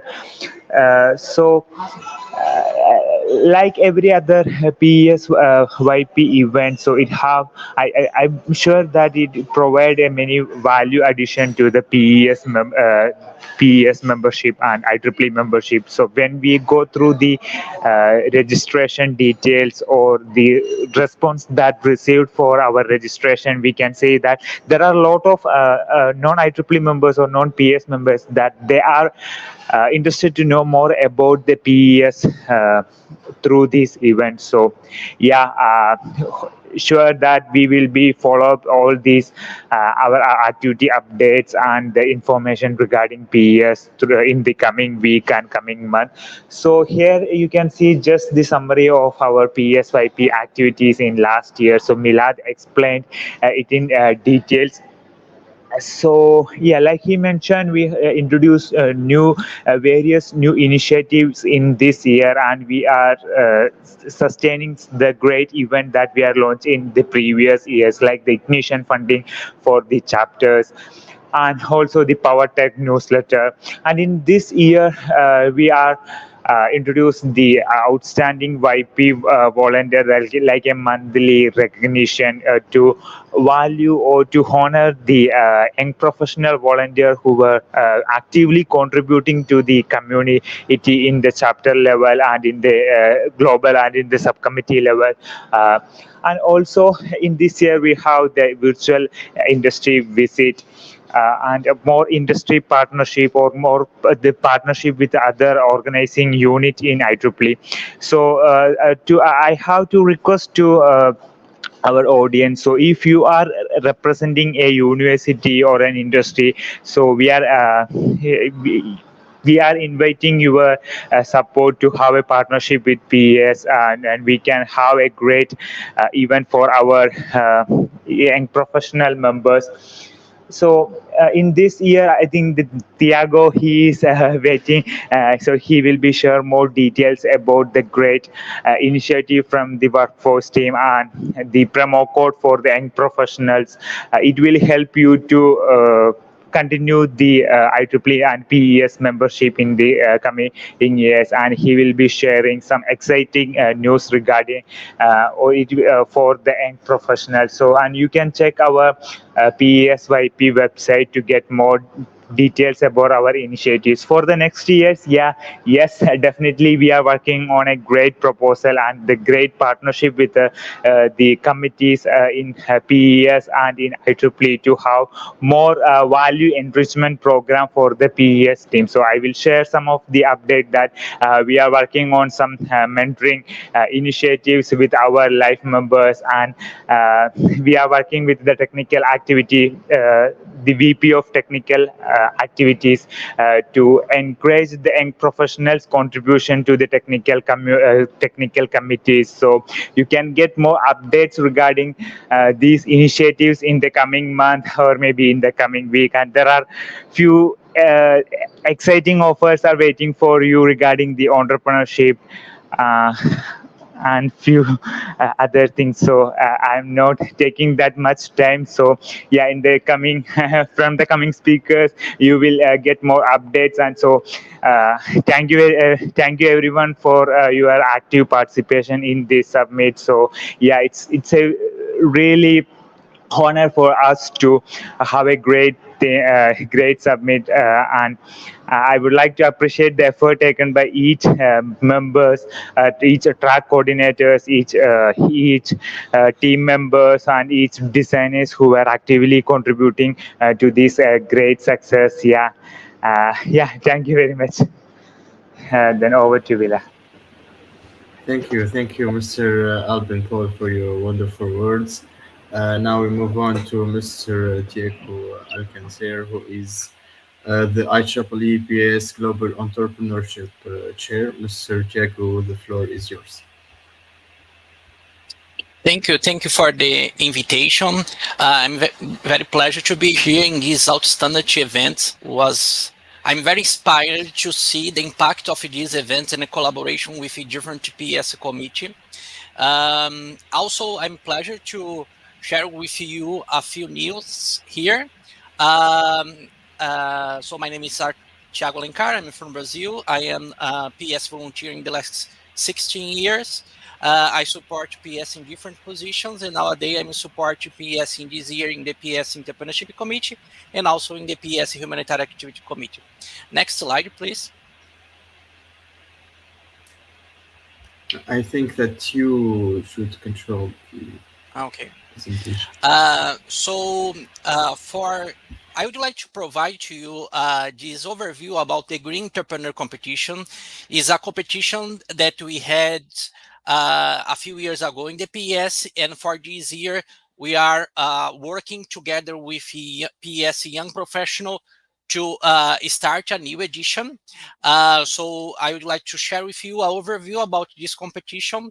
So we know that in the world, in the century 21, we have a great challenge in the humanitarian engineer.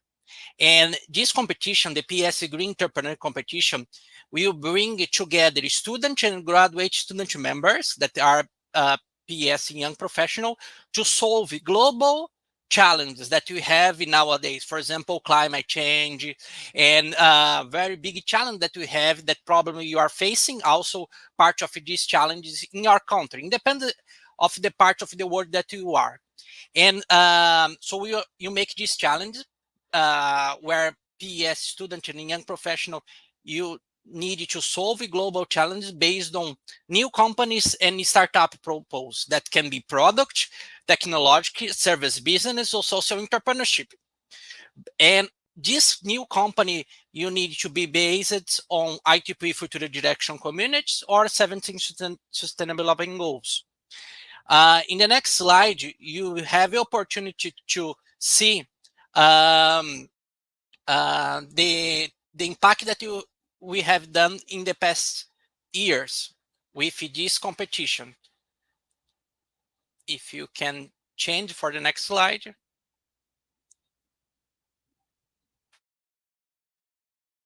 So this competition was organized in the first edition in 2018 and was hosted as part of the third PS Global Student Congress, and was hosted as face-to-face events. And we had people, students and young professionals from 22 countries that attended this competition. And they made proposals for 16 startups, new startups with 16 teams, transnational teams. I mean that all teams had people from different parts of the world. And also 70 universities attending this first global edition with 70 PS student chapters. And we have 77 undergraduate and postgraduate students that attend in this first PS Green Entrepreneur Competition in October of 2018. And in the next slide, you can see the impact of the competition globally. If you can move, if you can change for the next slide, yes. In this slide, you can see all countries that attend, okay, in this first global Green Entrepreneur Competition. We have students from US, Canada, Croatia, Jordan, Kenya, Palestine, Sweden, Tunisia, Turkey, Uganda, Argentina, Brazil, Colombia, Costa Rica, Ecuador, El Salvador, Guatemala, Mexico, Peru, Australia, India, and Pakistan. And I would like to highlight to you the winners. The winner team was made by PS members from US, Costa Rica, Jordan, and India. This show to you how when you make collaboration with Without Borders, also you can make impact in innovation. And this was one outstanding event organized by the PS Student Chapter Committee together with IEEE Entrepreneurship. And based on this initiative, PS Governing Board approved the new PS Entrepreneurship Committee in the last year.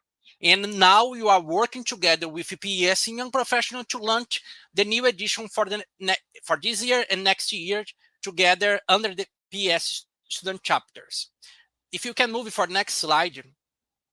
So for the next year, I would like I'm pleasure here to launch together with a partnership with PS Young Professional Committee, the new logo for PS Green Entrepreneur Competition. And we will launch in the next few days the registration form. So stay tuned for this outstanding program that you have an opportunity to maybe enhance your career with trainings, focus on entrepreneurship and innovation, and maybe bring your PS student chapter visibility globally with this competition we'll share the eligibility by email to all PS members soon, and also in the social media. But this, I would like to congratulate and say thank for the PS Entrepreneurship Committee and also PS Young Professional Committee to work together to make this outstanding logo. And looking forward to see and work with you in this great competition.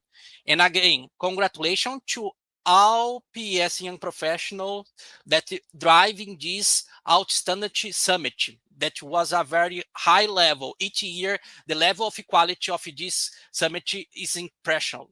And looking forward and to work with you in the next PS Young Professional or PS Entrepreneurship event.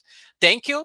And I would like to say that you are in the best place to stay as a young professional with this PS Young Professional Committee and with the PS Society.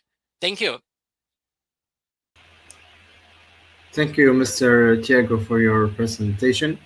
I'd like to invite now on stage both Kogitas, Ozan Pamuk, and Mainul Islam, if they are available, and if they want to add something. Thank you. Good evening. It is with great joy and gratitude that I stand before you today at the IEEE PACE YP Powering the Future Summit 2023.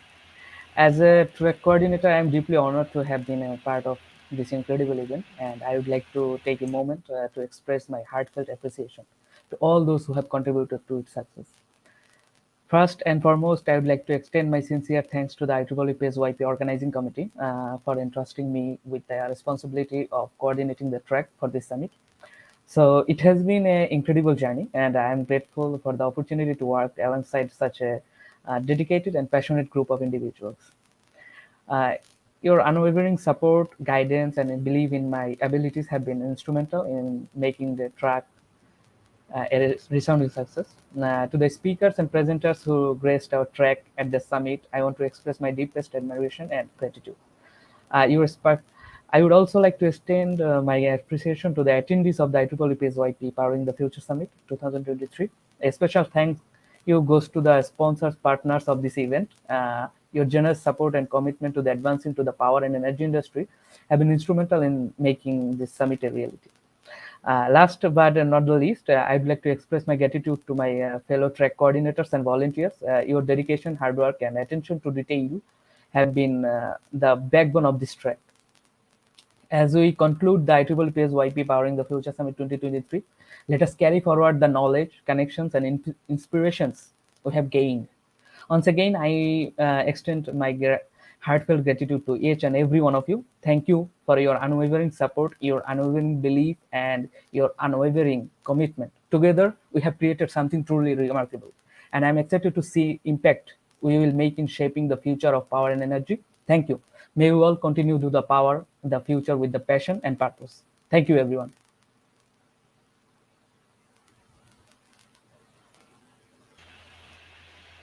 Thank you, Mainul. Kogitas, do you have anything to add?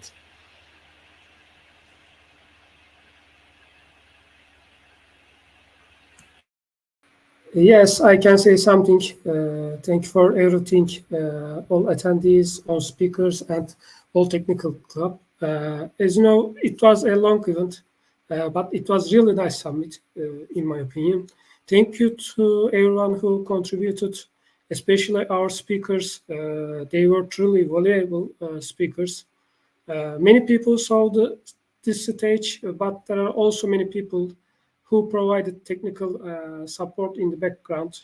I would like to thank them separately. See you at the next events.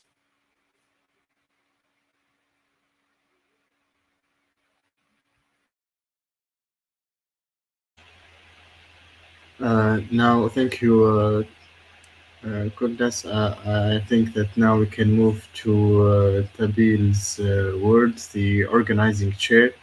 Tabil, you can speak. Yeah, thank you so much. Before my presentation, I want to share something. Okay, just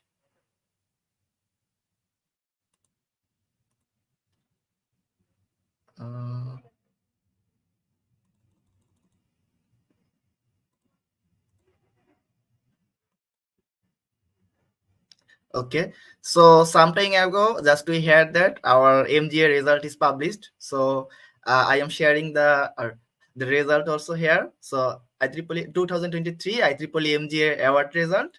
So here is the achievement. Our young professional who have achieved this.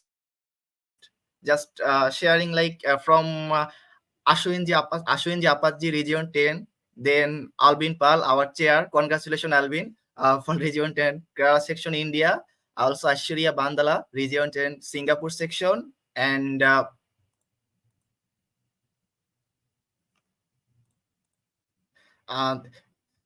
Theodoros Panagiotis, maybe. I'm not mentioned his name, just Region 8 Greece section. And there is Shantosh from Region 10 Hyderabad section. Orun, Region 10 Madras section. And then also share IEEE MG Achievement Award. And here is the Thiago is here. Congratulations, Thiago, for your nice achievement. Another one, Thiago from Region 9. We have also Ramnek Kalla from Region 10. Also Peter Engedi from Region 8. Hari Prakash from Region 10. Sanjay Kar Chaudhuri, Region 10. And also Magicius Broaka from Region 8, Florence section. So IEEE YP Volunteer 2023 Mega Award. So here is Albin Pal from IEEE Region 10. He is our Praise YP chair in winning this award from Kerala section.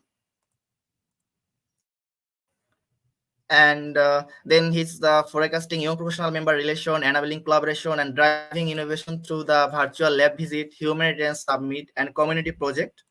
And then Thiago is already here. Thiago is from Brazil, South Brazil section, Region 9, for outstanding contribution in the leading IEEE Region 9 Humanity and Activities Committee program focused on the humanitarian education and engagement across the Latin American Caribbean. So thank you again, Thiago, for your wonderful achievement, as well as Albin. Okay, Congratulations to so everyone. whatever you are, I am honored to be here at the close out the 2000. Yeah, to close out the 2023 IEEE Power Energy Society Young Professional Page YP powering the Future Summit, I hope you have enjoyed the past few days learning, networking, connecting with other the professional in the field of power and energy.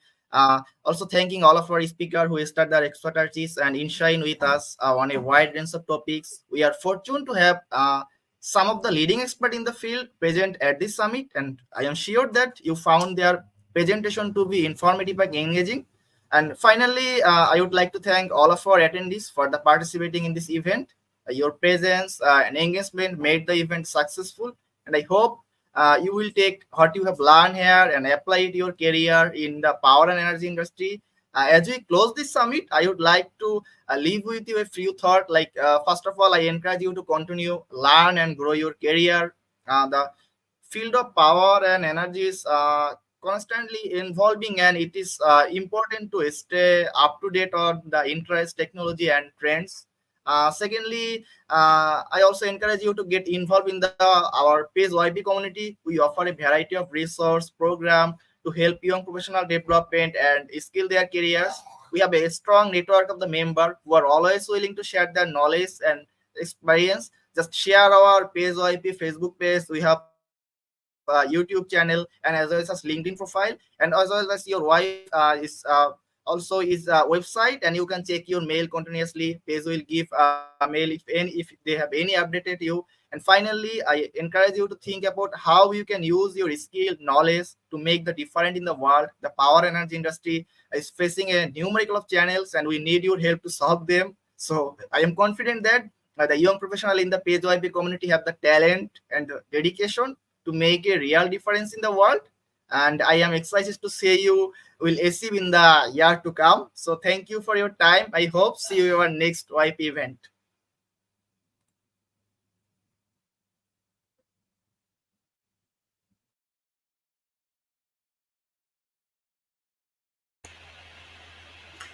Thank you, Tabil, for your wonderful words. Now we have come to the conclusion of the event, the Powering the Future Summit 2023.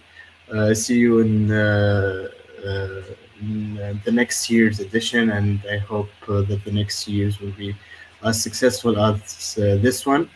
I don't know if there's anybody who wants to add something. We have Otto here. If you have any word, Otto from Region 8 Africa.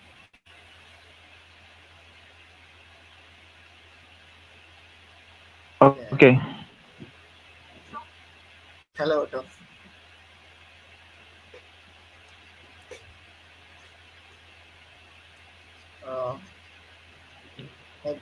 Can you all hear me? Yeah. Perfect. Okay, so mine is to say, okay, I want to say heartfelt gratitude to all the speakers, partners, participants, and volunteers of this summit that had lasted for 5 days. And I want to say a very big thank you to all who has been around to ensure this event scales through. We had vibrant discussions with valuable insights and outstanding takeaways. The section did not full justice to the objective of this conference or summit, but it has given us a push to fully go ahead for the future editions. So thank you to sponsors. Thank you to all speakers. I can see Albin, I can see Tabil, I can see Malid, Tiago, I can see a whole lot of persons I can't mention at the moment. So thank you all for a nice organization. Thank you.